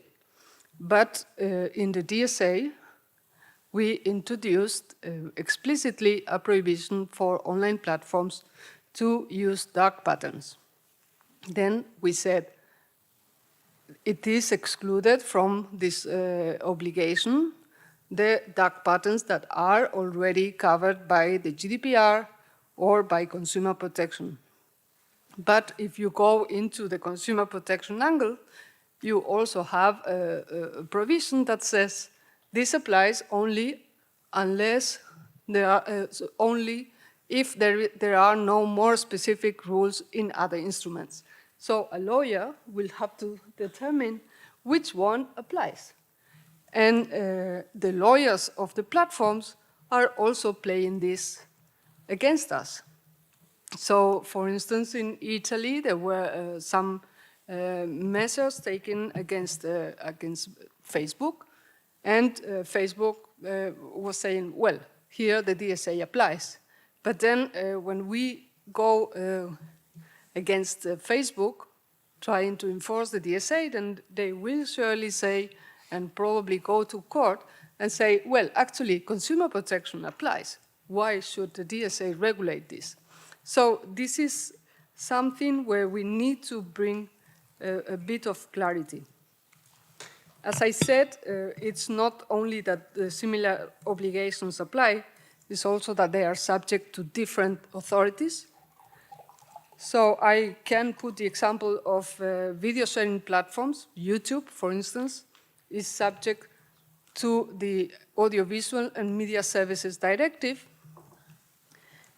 where the media authorities are responsible, And some of the obligations are now more specific and more detailed under the DSA. Under the DSA, not necessarily the media authorities will be the digital services coordinator. So you may have, in the case of, for instance, if there is a video sharing platform in the Netherlands, the media authority will be responsible for the video sharing platform obligations under the AVMSD, but the Digital Services Coordinator, which is the Competition and Consumer Protection Authority, will have to check exactly the same obligations against exactly the same provider, but it will be a different authority. And as I mentioned, the different country of origin or country of destination provisions will also have to bring some complexity to the system. So let's imagine, I don't know how many of you use Snapchat. I receive constantly snaps from my kids. Snapchat has now an AI embedded system, My AI, and we have designated Snap under the DSA as very large online platforms. So we consider that the AI embedded tool, this My AI, is also covered by the DSA. Then we also have the AI Act, which would be subject to enforcement by the market surveillance authorities in the country of destination. We will have to decide, in this sense, who does what, and in particular, if it's the Commission who has the powers to enforce those rules, as it is the case, we will actually be very, very strongly in favor of implementing and enforcing the DSA. So, it is complex, but I want to end with a positive note. It's complex, but it's not impossible to get out of the maze. And I think that the solution, I would propose 3 solutions. The first one is coordination, the second one is coordination, and the third one is coordination. So it's not just a repetition. It should be coordination within the instrument. So under the DSA, there is also the possibility to coordinate how to enforce the DSA by the Digital Services Coordinator. Already in the name, it's embedded the idea that it needs coordination. So from the 27 member states, we have 11 DSCs who are responsible for media, so which are the same regulators as media regulators. 20 of them are the telecom regulators, the NRAs, and 6 are responsible also for competition or consumer protection. Obviously, this is more than 27. But some of them, as you know, have different responsibilities, have different hats, and these converging regulators are usually the ones that have been chosen as digital services coordinators. And then for the very large online platforms, in the Commission, we are also very careful in our cooperation with those DSCs. For instance, when we go against a very large online platforms, we have to communicate it with the Digital Services Coordinator of establishment, but I guess we will hear more about that. And whenever we open an investigation, this preempts that Digital Services Coordinator to act against the same grievances, because otherwise it would lead to the non-bis in idem principle. There are also joint investigations, and there is also the possibility for the Commission to issue amicus curiae if there is a case before a national court. So the second layer of coordination would be among the different instruments, and for that we have under the DMA the high-level group that has already been mentioned, where the data protection authorities are there, also the EDPB, EDPS, adding to the sub de lettres, the media authorities, the telecom, the national regulatory authorities in telecoms, the competition authorities. The DSCs are not there, but this is something that we are also trying to cover by way of informal cooperation. And under the DSA, we have the DSA board. The DSA board started in February this year, and we have met very regularly, once a month. And we have now also created working groups, 8 working groups, where we discuss legal matters, where all this coordination from a legal perspective will come out, consumer protection issues, protection of minors. Andreas was mentioning the Digital Fairness Act, where they again want to issue rules to protect minors, where the DSA already includes rules that protect minors. This is again just an example. But for instance, in the DMA, we have seen already very fruitful discussions as regards data-related issues, data protection-related issues, where a problem can be presented from different angles. And this coordination, these discussions, this continuous together working is absolutely necessary to go to a solution that will help, at the end of the day, will help the consumer, because otherwise the consumer can wait until courts decide. So the third layer of coordination, and with that I would end, is the coordination among the different legal systems with a call for clarity.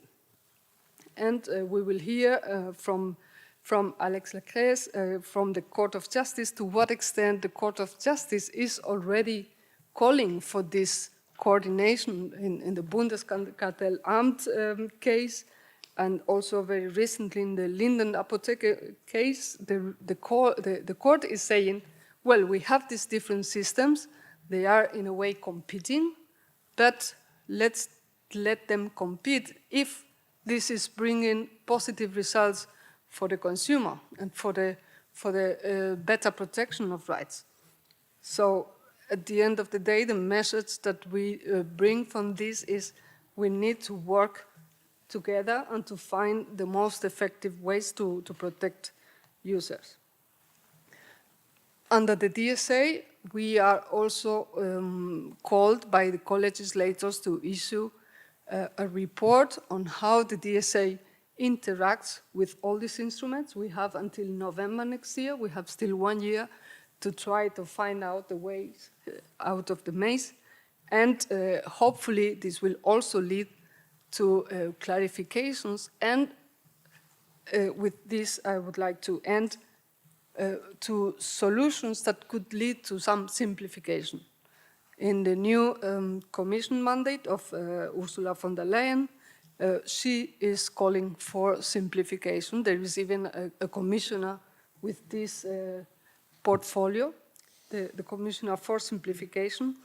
And in the hearings, my hopefully future Executive Vice President, Virkkunen, was calling for a clear overview and mapping of overlaps, of sometimes overlapping transparency or reporting obligations to lead to a better simplification and clarification. There are some other instruments that we didn't mention. The platform to business regulation, who remembers that? And it's at the beginning of the DMA, in a way. It was first a light touch approach to more transparency for platforms, but many of those obligations, if not all, are now covered under the DSA or under the DMA or both. So it could be, for instance, a question mark whether we need to continue having the platform to business regulation or some provisions that are in the AVMSD, or some other provisions where we will need to check whether this duplicity is really bringing added value. I will stop. Thank you very much.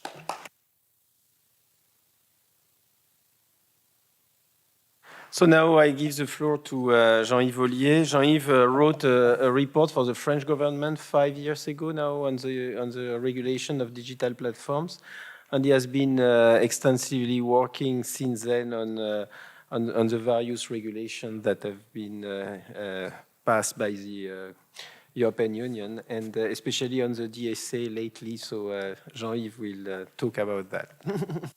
On the DSA, it is an editorial project which is to comment. It's to contribute to a commentary by article, and in which I looked at half the articles on very large online platforms and search engines, and tried to look at practical and implementation issues, and also try to bring to my comment my experience as a former regulator in other areas. Looking practically at the calendar of application of provisions on very large platforms, of the respect of the allocation of competence between the Commission and national regulators, and at on harmonization or coordination coordination in practice. If you look at the calendar of application of the DSA, it's entered into force in November 2022, but its general application date is 17 February 2024, and there was an anticipated application for very large platforms 4 months after the notification to the provider who fell within this category. So for the first batch of 19, it was in August last year. And this implementation immediately triggered certain rules that were directly applicable in certain areas, whereas in some others, they require implementation, regulation, or standards. An interesting example, and also a key element of the Big Bang of the DSA, is access of researchers to data, which is immediately implemented in the non-intuitive notion of having access to publicly accessible data. Which is a key area to overcome limitations to scrapping and to APIs, and to the use of, or the lack of APIs to have access to massive amounts of data which are publicly available. Pursuant to the last paragraph of Article 40. In this area, the Commission almost immediately launched or very rapidly formal proceedings against certain operators such as X due to the limitations of scrapping or the high cost of APIs, or later against Meta for discontinuing CrowdTangle, which was a useful and relevant API for this purpose. Inquiries were also launched in March against AliExpress and TikTok on similar issue. It's the illustration of the fact that the implementation of DSA will very much rely on researchers who are a party to the definition of the conceptual framework of its implementation. On a neighboring issue, the provisions relating the access to non-public data of researcher, which will be critical, will rely on the definition of procedures, in particular involving the responsible regulators, because it's the only area in which national regulators have a say in the implementation of the provisions on very large platforms. And this procedure is to be defined by a regulation of the Commission, on which there was a first consultation of principle in April last year, and which has just been put in consultation right now, a draft delegated act, which means that no researcher would have access to any data before the middle of last year, the middle of next year, when the implementation regulation will be in force, and the pipeline essentially for the Irish regulator in place. The very large platforms were also immediately required to provide online transparency repository, on which, on the limits of which inquiries were launched against certain players, and the use of these huge repositories, which the regulation extends beyond the political ads to everything, will also require a considerable workforce of researcher, and relates to the question of access to public data. The very large platforms were required to publish their first transparency reports in October 2023 on their, under the regulation on the content moderation practice. It's something they've been doing for 10 years, but in very disparate formats, which makes them practically of no use, of no serious use. But the relevant implementation of this rule is very dependent on the standardization of reporting frameworks, which is the subject of an implementation regulation which has been just adopted on the 4th of November. So this is an illustration of the importance of implementation regulations.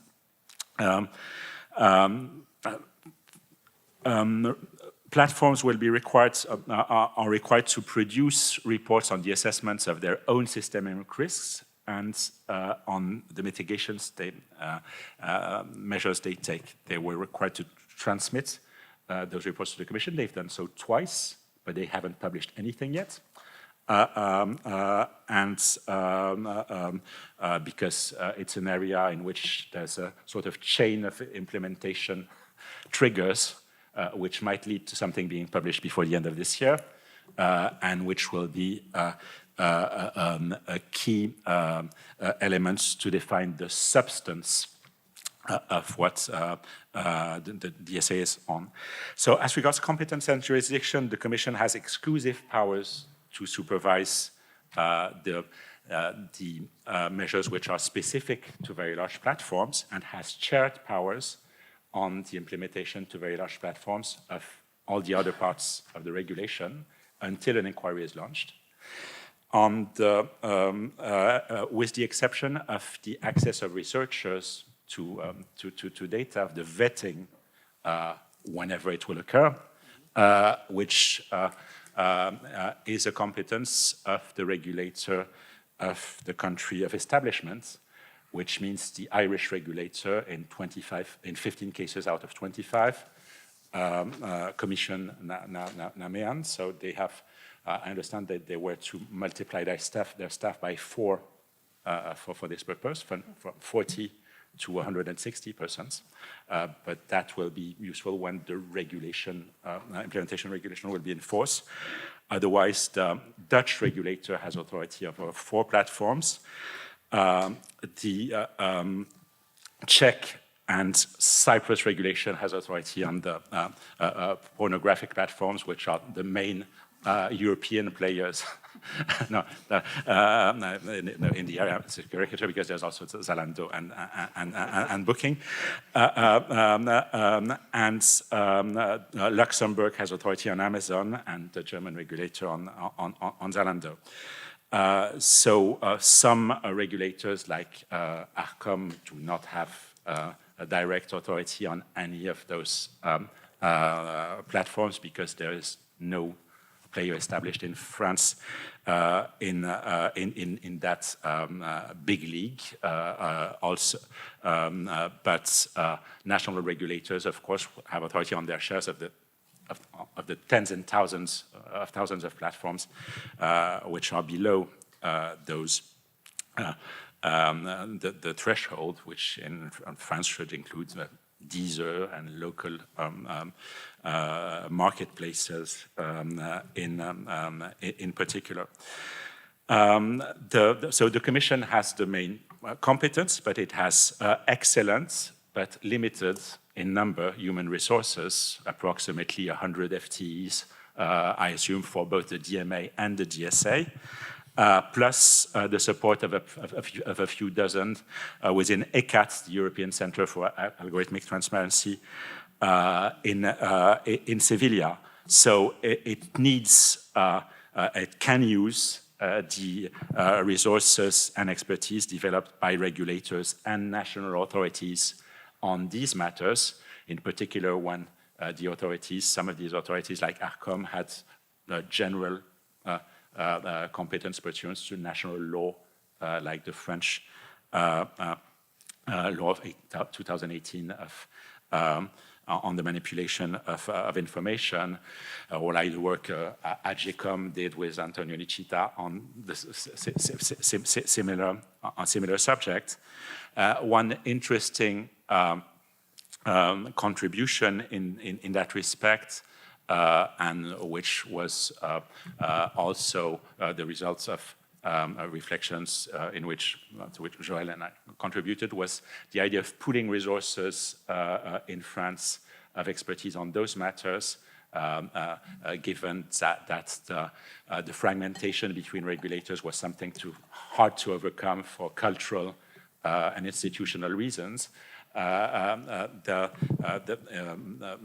French authorities created a pool of expertise called PRAIRIE, Pôle d'expertise des régulateurs du numérique, which currently has about 20 specialists in particular of data science, and who has, although it works for regulators who might work with the Commission, it has concluded an agreement with the Commission to provide expertise on the implementation, and this pooling which brings me to my last point, which is the organization of cooperation and pooling of expertise between regulators, national authorities, and the Commission. So in France, the DSC is ARCOM, but competent authorities are also DGCCRF, in particular on market platforms, which are, as you may have mentioned, important players in France, and CNIL on data protection. The regulation, the DSA provides framework for cooperation. The European Board for Digital Services, Ian mentioned, which has a work program on a variety of issues. And for instance, ARCOM leads a group on content moderation and data access. And a key issue or a key element of this working program will be to work on the dozens of to assist the Commission on the dozens of implementation regulation, and to work on the elaboration of codes of conducts, of standards. And in this respect, an interesting analogy is what was done within Acer for energy. When Acer started, they had maybe a staff of 50 or 60, and essentially 7 or 8 of the largest European regulators had maybe 15 or 20% of their staff working permanently within Acer working group, which meant that in practice they could use a staff of 120 from European regulators, basically to build the second and third layers of implementation regulation, which were the European network codes and the implementing routes. So you can think that the European Board can contribute to this sort of work streams. for the regulations on and instruments on processors, a key deliverable, and this is organized by Article 64 of the also of the regulation. A key deliverable will be the annual reports of the boards on risks and risk management, which basically will express the view of the boards on the conceptual framework of risk analysis, which will be the support of the co-regulation system on which the DSA relies, which is basically giving a regulatory framework to the so-called self-regulation by which platforms regulate their clients and everyone, everyone except themselves.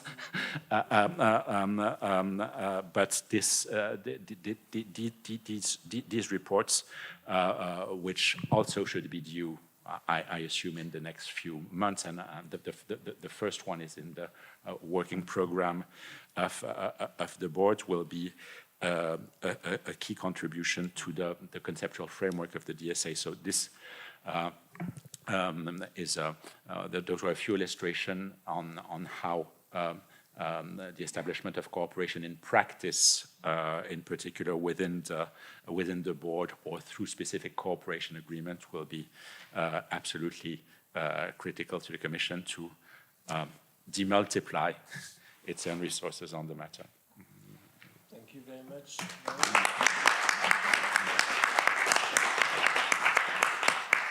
So now we'll switch to the Court of Justice of the European Union with Alexandre Lacresse, who is currently a legal secretary there, and he has a past of lawyer and also a specialist. He has been also working for the competition authority in France.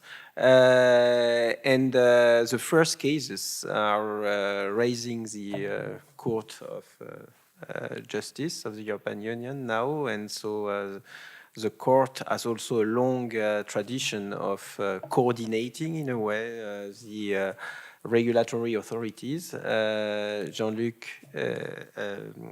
Jean-Yves was reminding us that we have past experience on the way regulatory authority can cooperate and build both common experience, but beyond that, in fact, build common task force in a sense, and it's interesting also to consider the experience of the Court of Justice of the European Union as a main player in this game. Thank you, Eric, and thank you for inviting me to speak today. Of course, just for the record, I speak on my own behalf and on behalf of the Court of Justice. That is being said. Of course. From EU's court point of view, meaning the General Court and the Court of Justice, assessing cases relating to EU digital regulations could be seen as business as usual. Indeed, applying EU law and principles to cases relating to various fields of law has been done by the courts for more than 70 years. But let's be honest, regarding DMA and DSA and other digital regulations, we are still at the beginning of the journey.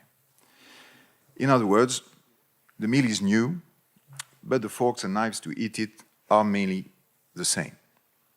There are two main tools in the court's hands to ensure the proper and effective application of EU digital regulations. First tool is to control the legality of Commission's decisions.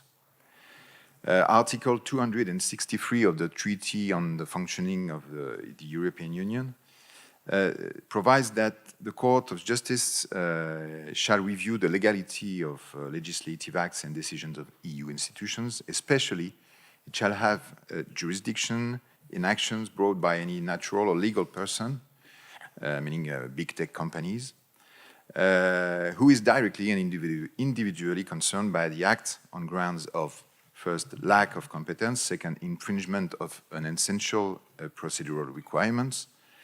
Third, infringement of the treaties or of any rule of law relating to the application. And fourth, of misuse of powers.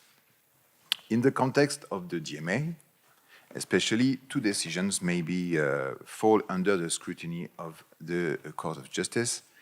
First, we all know now, designation decisions, as seen in the Bidens versus Commission case, where the General Court rejected Biden's appeal against its designation as gatekeepers. The General Court found that the standard of proof applied by the Commission was correct, first. But even though the Commission had made some errors in his assessments of Biden's arguments, and that the General Court decided that those errors had no bearing on the lawfulness of the contested decision. In this respect, the main benefit in this judgment so far is that the General Court considered that Biden's was entitled to submit qualitative arguments to call into question the presumption settled at Article 3 of the DMA. Especially, you could read paragraph 44. There is nothing in the wording of Article 3, paragraph 5 of the DMA that allows the Commission to discard from the outset arguments or evidence submitted by an undertaking as irrelevant on the ground that they are not expressed in figures. So don't repeat it to the EU legislator, but the EU courts are not very fond of presumption that cannot be rebuked. An action brought before the General Court is also an opportunity to define new concepts. Thus, in the Biden's case, the General Court also noticed that DMA does not comprise a definition of the term ecosystem. However, the judges preferred to sidestep the obstacle, and they rejected Biden's argument that it was not an ecosystem on the grounds that he had not sufficiently met his burden of proof in this respect to rebut the presumption applied by the Commission. So you can see paragraph 161 if you want to read it. So that question and the whole case now is before the Court of Justice on appeal. Currently, Apple and Meta have also logged actions before the General Court seeking the annulment of designation decisions under the DMA. These cases are pending. And I just may point out that in the Apple case, the company is alleging that one of the provisions of the DMA, Article 6, paragraph 7, regarding interoperability obligations, is inconsistent with the requirements of the European Charter of Fundamental Rights and the principle of proportionality. You must understand that Apple or any other big tech companies, GAFAM and others, was not able to bring an action against the DMA when it was adopted because they were not individually concerned by the act. So they use actions against individual decisions to challenge the act itself. So judgments are expected in the first half of 2025, hopefully. Second kind of decisions, obligation and infringement decision, of course. While not pending in any matters before the General Court, the Commission will conduct investigations, we know now, against gatekeepers where their practices do not comply with their obligations under Article 5 to 7 of the DMA. In such a case, a gatekeeper is likely to be fined to up to 10% of its global turnover. Then the General Court, and on appeal, the Court of Justice, will control the legality of the Commission's assessments and fine setting. Count on that. Similarly to what the Court has already done in the past under EU competition regulation, of course. Indeed, Article 45 of the DMA provides that the Court of Justice has unlimited jurisdiction to review decisions by which the Commission has imposed fines payments, and it may cancel, reduce, or even increase the fine imposed. Now, relating to the DSA, the General Court has several cases pending. You have Zalando, Amazon EU, Halo Freestyle, better known as Pornhub, Web Group Czech Republic, better known as Xvideos. In the Amazon case, the President of the General Court initially ordered to pause the impending effects of the undertaking's designation as very large online platforms under the DSA. However, on appeal, the Court of Justice set aside that decision because the assessment made by the President of the General Court of the condition relating to the establishment of a prima facie case was based decisively on matters which were not subject to the principle that the parties should be heard. Indeed, the Commission was denied the opportunity to comment on the arguments put forward by Amazon in its response to a measure of organization of procedure. Giving final judgment, the Court of Justice dismissed Amazon's application for interim measures and rejected its request to be granted a period of 28 days in order to comply with the obligation to compile an advertisement repository. The General Court still has to decide whether the designation decisions under the DSA are legally founded, of course. The second tool are preliminary rulings, quite important. Indeed, Article 267 of the TFEU states that the Court of Justice shall have jurisdictions to give preliminary rulings concerning the interpretation of the treaties and the validity and interpretation of acts of the institutions. This shall befall the Court of Justice to the extent that its purpose and role is to interpret EU law in a manner which is consistent and coherent with not only the will of the Union legislator, but also to ensure that its decisions respect the general principles of EU law, including proportionality, legal certainty, fundamental rights, of course, and so on. So regarding EU digital regulations adopted lately, such as DMA or DSA, it is too early to know whether any of these regulations will be referred for preliminary ruling. For this to happen, one of the regulations would have to be invoked in national proceedings, and in the event of an action being brought before the national courts, the court would have to refer a question to the Court of Justice on the interpretation or validity of that regulation. So it is easy to see that this scenario will not arise anytime soon.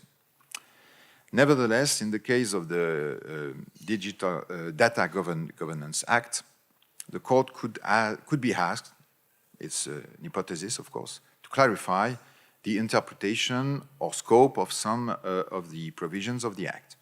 For instance, to the extent that under Article 11 and 12 of the DGA, respectively, notification by data intermediation services providers and conditions for providing data intermediation services, the conditions for providing data sharing services may be unclear to some extent, and therefore the Court of Justice could be asked to clarify the meaning of said provisions. For instance, there are 15 conditions laid down by Article 12 of the DGA for the provision of data intermediation services, which is an ever more data-reliant digital society might present issues which the Court of Justice could have to adjudicate on. The same can be said about Article 11 of the Data Act, which concerns the use of technical protective measures put in place against the unauthorized use or disclosure of data.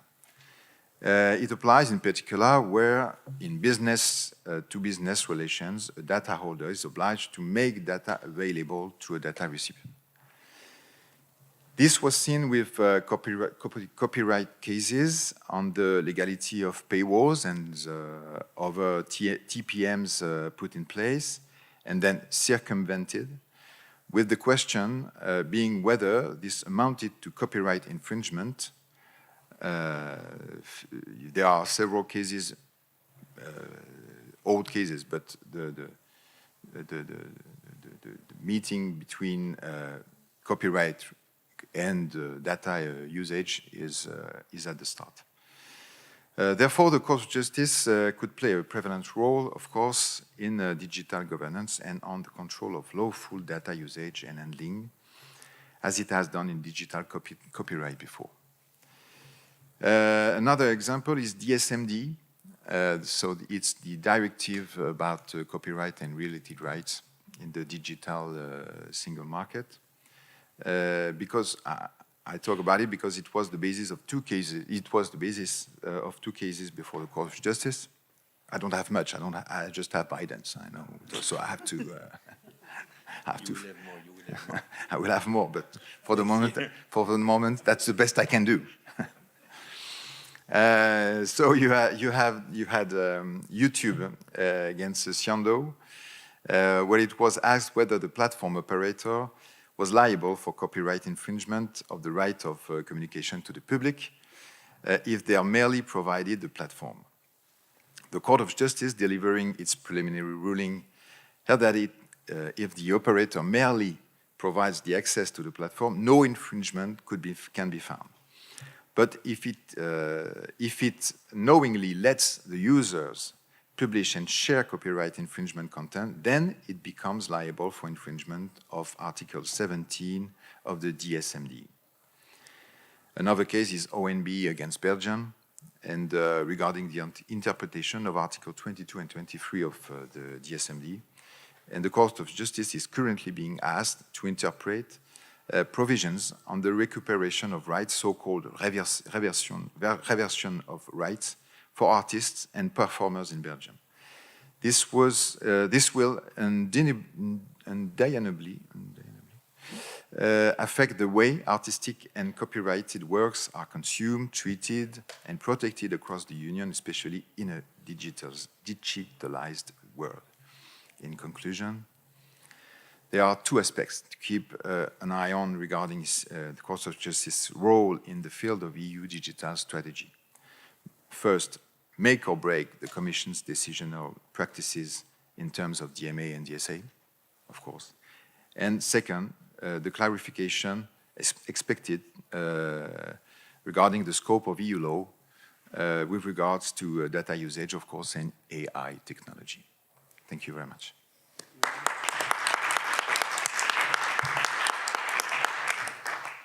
Thank you very much. So now the floor is to Alexandre de Stril, who is professor of European law at the University of Namur and also professor at Collège d'Europe of Europe, and is a permanent visiting professor in Sciences Po Paris, in a sense.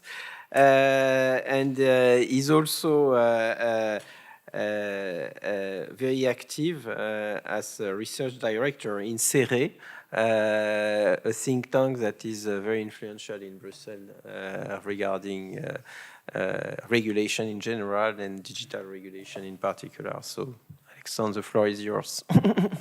Thank you very much for the invitation. So, I mean, at the exact same hours, 1 week ago, we were discussing with Eric the panel, and I made a promise that I regret, because I said I will not use slides. And you know, now listening to everyone, and it was really fascinating, I would have used 2 slides. So imagine in your head. One is the movie Matrix, and the other one is Le Procès de Kafka, you know, because those are the 2 things we should alleviate, basically. With the DMA and the DSA. So let me explain first what are the substantive objectives of all of this. I think really it's to alleviate that we end up to be that the matrix become the reality, you know, that we are in one ecosystem, we don't even realize that we are in that ecosystem, and we don't have a choice to go elsewhere. You know? And so basically I think the role of the DMA and the DSA and the success of the DMA and the DSA will be whether the DMA managed to, I would say, diffuse digital power, and whether the DMA managed to diffuse digital power, and whether the DSA managed to govern this digital power. You know, that's really what it is about. So the DMA, you know, the objective, and it has been explained several times now, it's to open the digital ecosystem, not to break them up, you know. So as you know, there are some antitrust cases in the US and here which wants to break up Google to some extent, but here the DMA is really about opening the big digital ecosystem in order to stimulate choice and innovation. And I fully agree with the discussion we had before. I don't think the role of the DMA or an effect of the DMA will be to decrease the innovation. If anything, it should and it will hopefully increase innovation by opening the digital ecosystem as it has been explained before. The DSA is really about, transparency obligations, societal risk obligations. So basically, I think, you could judge the success of the DSA if the balance of power within a big tech, between, on the one hand, the product team, and on the other hand, the trust and safety team will be changed, because now basically and Francis Haugen whistleblowing shows that those trust and safety team were not really taken seriously. Nobody really cared about them. It's a bit like the HR people in a company. They are there because you have to have them, but they don't really decide. I think that if really those people have an influence in the big tech, that will be, I think, a success of the DSA. Or to take back to the motto of Zuckerberg, I move fast and break things. I think, the success of the DMA will be if the big tech, and Facebook in particular, move slower and don't bring things anymore, But that leads me to the second slide I wanted to have shown to you, and that is the trial of Kafka, because, and that is more on the substantive issue. I think the big risk here is that we end up with a Kafkaian, series of procedures, people involved, and then, that at the end of the day, nothing changed or little change, And so it's very important to have, as Irene was saying, coordination, and she explained that very well, so I don't want to come back to that. Coordination, of course, among national authority and the new coordination system which has set up by the French law, which was explained before, is a very interesting one, but also coordination between a national and the EU, national authority and the EU. Another thing which is important, and Irene don't speak about it because we disagree about it, is the independence. Because I still think, but I know she disagrees, so maybe you will have time to reply, but I still think that the Commission is not an independent body in the sense of the independence which is required for the national agencies, which is independence vis-à-vis the operator, obviously, because then you will have a conflict of interest, and I think that Irene and her colleague are clearly independent from and Antoine are clearly independent from the big tech, but are they independent from the political power? That's my question. Now, Andreas Schwab here says, no, I don't see any problem, and so on, and he replied to my question that nothing will change with the Trump administration. I'm not sure. I mean, I don't believe him, sincerely. We will see. I mean, I understand why he say that, and he should say that, but I don't think it will.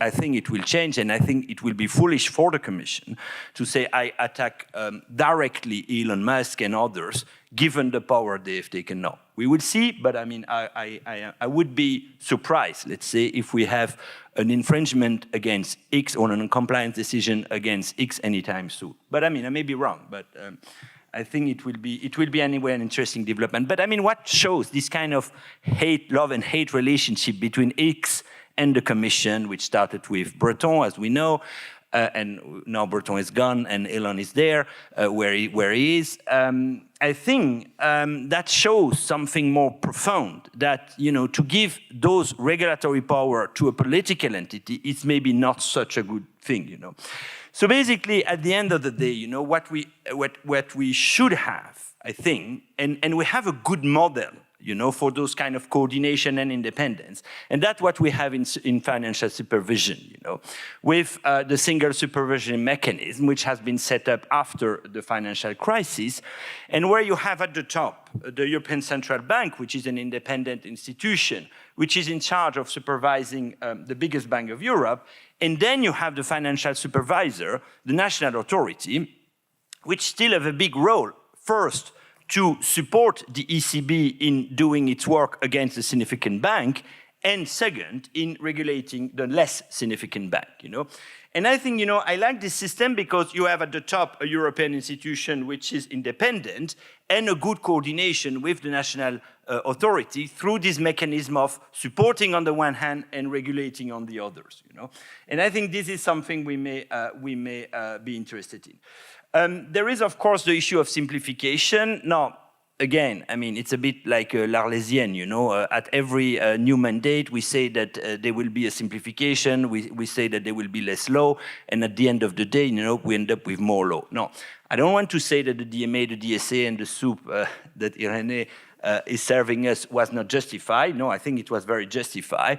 My point is just to say that, when we say there will be a deregulatory agenda, I still need to see what are the incentives of the Commission and of the Parliament to deregulate, because they exist through regulation, basically. That's the kind of original sin of Europe. I mean, the original quality and sin of Europe is that you exist through regulation. You don't exist through a budget. You don't exist through a military force. You just exist through regulation. So, how that can work? I mean, maybe one solution could be to ask to Elon Musk, again, here to extend its Department of Government Efficiency here. I mean, it would be interesting to see what he does, and that would be a good advice for you to invite him, because, I mean, I don't like him, let's be clear. I don't share his view on the freedom of speech, but I admire his efficiency, And so I think it will be interesting to see what he will do in the US, and maybe some lesson can be learned from us, for us. But the point is that on this simplification, I think we really have to have the incentive right. And I hope that, the attention span of the MEP, of Andreas Schwab, of the Commission, of Irene and Antoine and others will shift from making law to implementing law. I think that's what is happening, so that is quite reassuring for the Commission. So I don't think you need more people overall. You just need to reshift people from making law to implementing law. Because if you have more people overall, the others will continue to make law, So I think that would be important. And the last thing I want to insist on is robust governance mechanism. Now, Eric is very strong on that, to insist that next to rule, you need to have governance mechanism, and also Jens. And I think this is a bit l'oublié of those laws to some extent, because we don't, I think, have enough still good, strong governance mechanisms, for instance, to ensure an effective interoperability or to ensure an effective data access. There are some initiatives here and there, and that the Commission is pushing, so that's a good thing, like, for instance, the data transfer initiative. But, and we know that since Lawrence Lessig, you don't change the cyberspace just with rules. You need to change also technical architecture, you need to change market, you need to change social behavior, and until you don't have change all of this, nothing really meaningful happen. So basically, and to conclude, I just wanted to say that we do all of this for good reason, to alleviate that we are all imprisoned in one ecosystem without knowing it. So I think and that's that's very fundamental to do all of this. But I think we need to maybe be better, still better. And I think the Commission has done fantastic work. And really, I mean, they have got the priority right. They didn't lose before the court also did a fantastic work, by the way. I think the Biden's decision is a very clear example of a pedagogical case, which is explaining something which was not necessarily obvious for everyone, that the DMA, it is regulation, it is not antitrust. So hence my question on the methodology that Joelle and I had. But I think the court has understood that very, very well, and that is reassuring. But still, I think we are not yet there, and I think we need to have a system of coordination, of independence, and of simplification, and robust governance mechanism for all of this to work. Thank you. Very much. So that will spare me the effort to do some concluding comments. Thank you so much.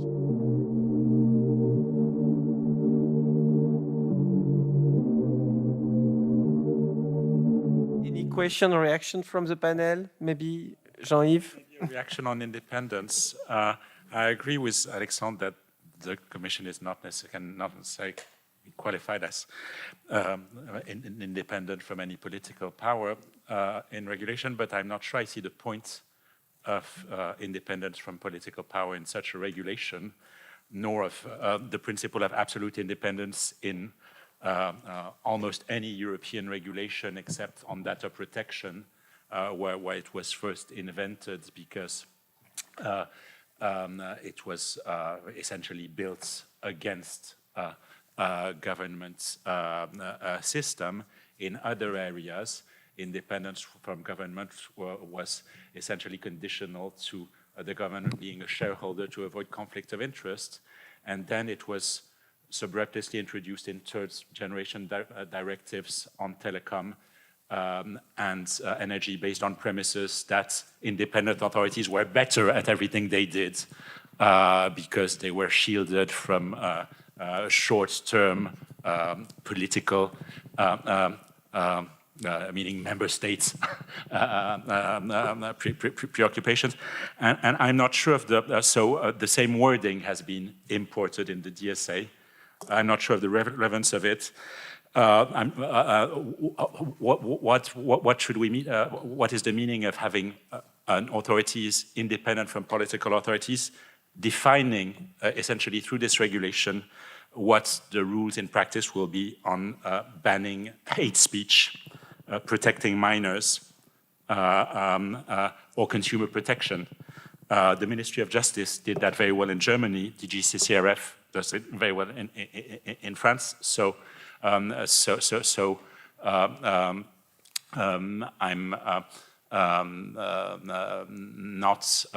sure of the value to be given to such a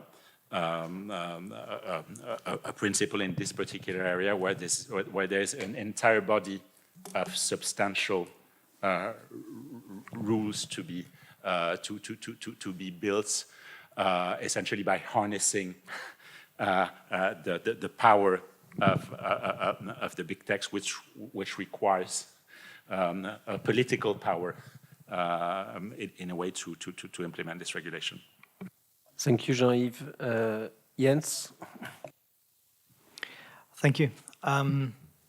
That was pretty interesting. I think, Alex, thank you. And one of the things why I thought your intervention was so interesting is that it really speaks to the point of this afternoon, which is implementation and governance.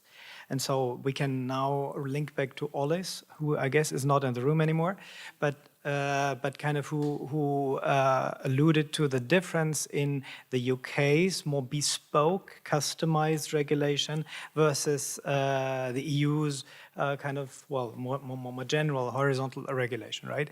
And this is interesting. We will see kind of how practice or how the empirics kind of turn out. What I would argue, however, and thereby I want to link to what I said a couple of hours ago, is that where I identified that one of the key challenges in implementation is the technological, kind of the speed of the technological development.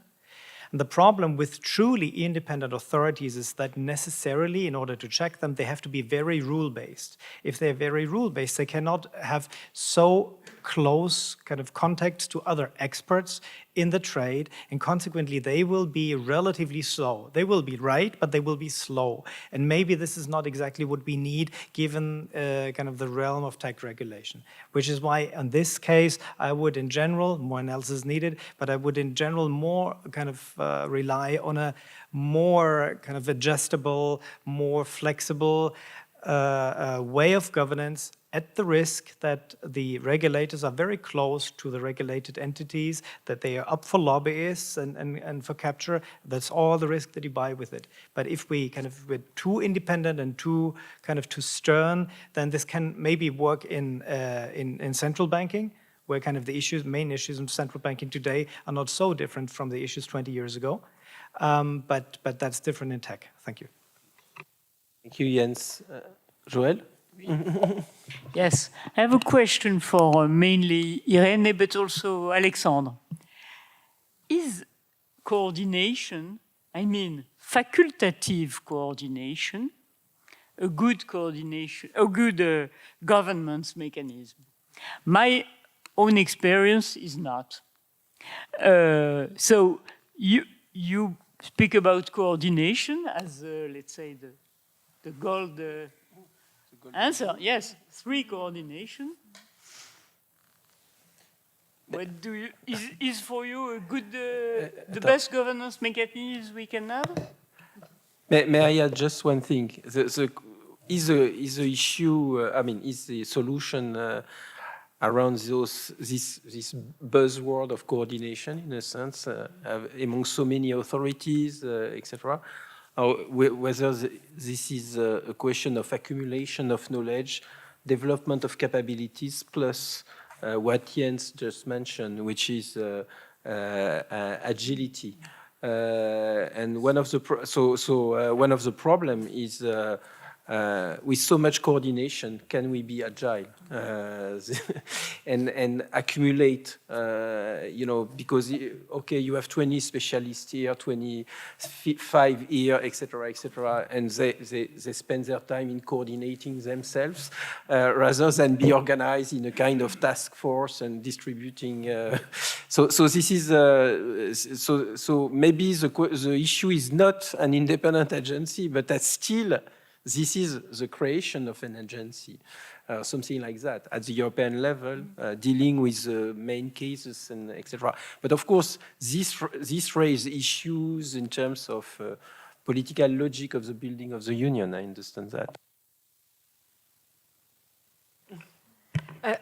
Thank you very much for the question, because I don't think the coordination is the goal of the DSA nor of the DMA. I think it is a means to make something meaningful out of it. Because the DSA, unlike what my previous commissioner used to say, it was not entering in a Wild West scenario. It's not that there was no regulation at all dealing with these online platforms. There were scattered sector-specific rules. And now, with the DSA in particular, it adds a layer which is horizontal, which includes very specific obligations and also includes fines, and in our view brings much more, or will bring much more results than the previous, which were quite timid in the beginning, because yes, it's internet, innovation, we want to be innovation friendly, technology friendly, but it does not mean that we cannot impose those obligations. So in order not to break all these sector-specific rules that were already there and are bringing results, I mean, we have at national level all layers of regulation that are already working on that. So instead of saying, get away, now we are the sheriffs, we need to talk and to better, to establish the rules and to take action where it is most efficient. And that requires coordination. So coordination is the means, not the goal to build a very complex system just for the sake of it. Let me get back on the question on the independence. First, the treaty says that the commissioners need to be independent. Let's leave it there. And second, I am very much convinced that under the DSA we need independent regulators, because it deals with issues that are very, very close to fundamental rights, to freedom of speech. Media regulators have always, from the broadcasters' authorities, intended to be independent in order not to be used by the party in the government. The same happens with disinformation. If you want to give to the power to take measures to avoid risks led by disinformation to regulators which are not independent from the government, to me it's a recipe for disaster. So I think it is well justified that we need independence for regulators under the DSA.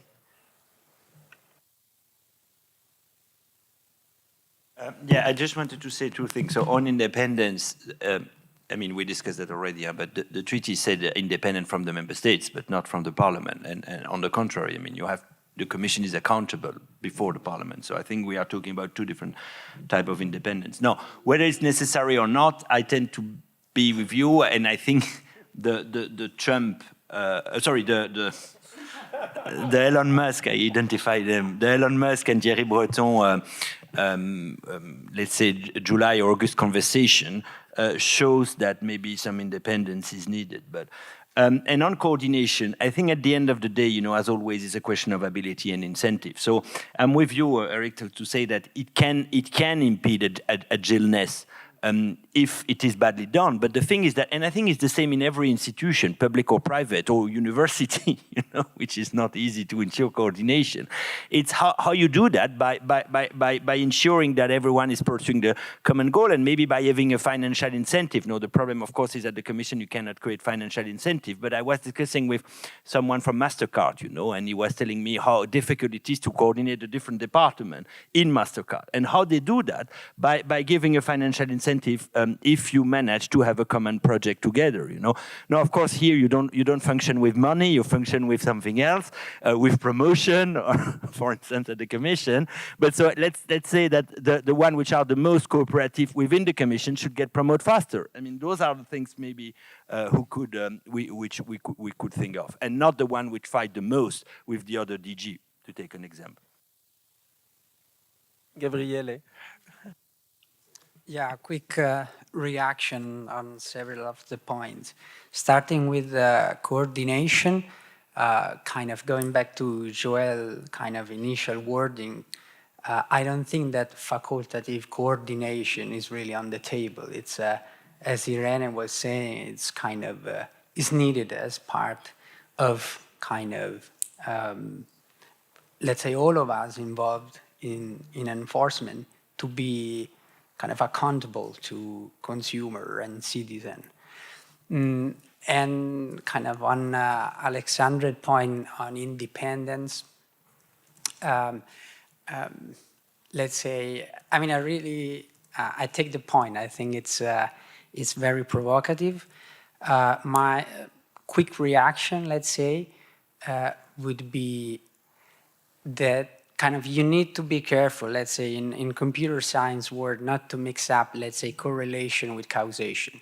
Because, let's say, even if in the near future you see some enforcement going in some direction, let's say, it might not be the case that let's say, that enforcement was because of a political influence. It could also be that there was a need to act in that direction. So let's say up front it's difficult to again, take a clear position on this. And I think part of this, let's say, guarantee that you are looking for somehow is also recover in the procedures and ultimately in the Court of Justice, where, when you are involved in building these cases, we go back to the complexity I was mentioning before.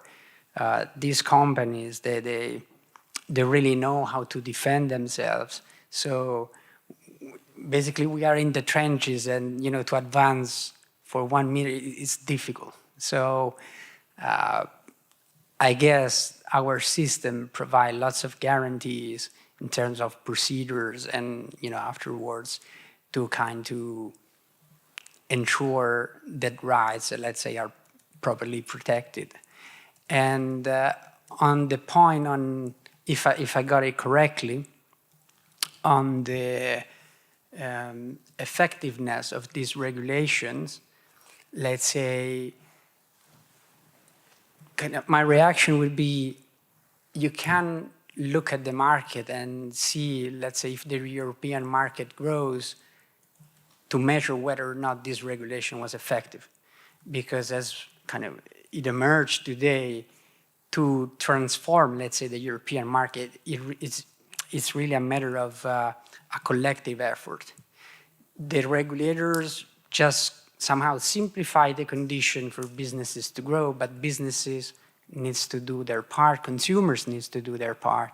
So let's say, I found your point extremely interesting and challenging, but at the same time, let's say we need to be careful in vehiculating these messages, because this could somehow provide an easy way to assess whether or not enforcement and regulation was effective. So But again, yeah, I take your point. It was interesting.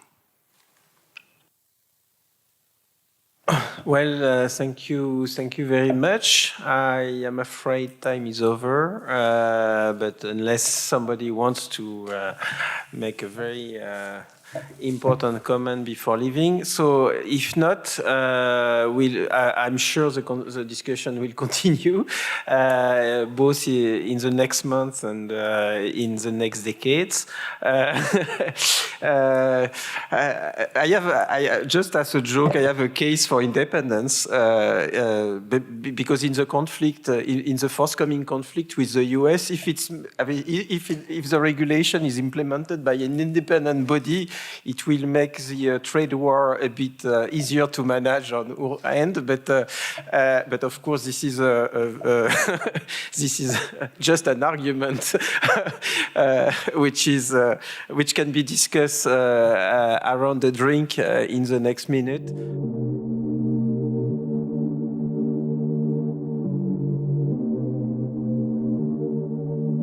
I would like to thank you very much, to thank all the speakers very much for having made it to Paris today, contributing to this debate. Again, I'm sure there will be other occasions in different contexts, here and there, of course. And I would like also to thank the organizer of the Dauphine Digital Days and also the team of the Governance and Regulation Chaire for having managed this specific event. And we'll have a next conference of the chair tomorrow morning with the OECD on the greening of regulated industries, and another one on the 3rd of December in this room on the regulation of emerging tech. A whole day conference around this question, again organized with the OECD, but also with participation from the Commission, the academia, the industry, etc., etc. So thank you so much, and see you in 5 minutes around some champagne. So.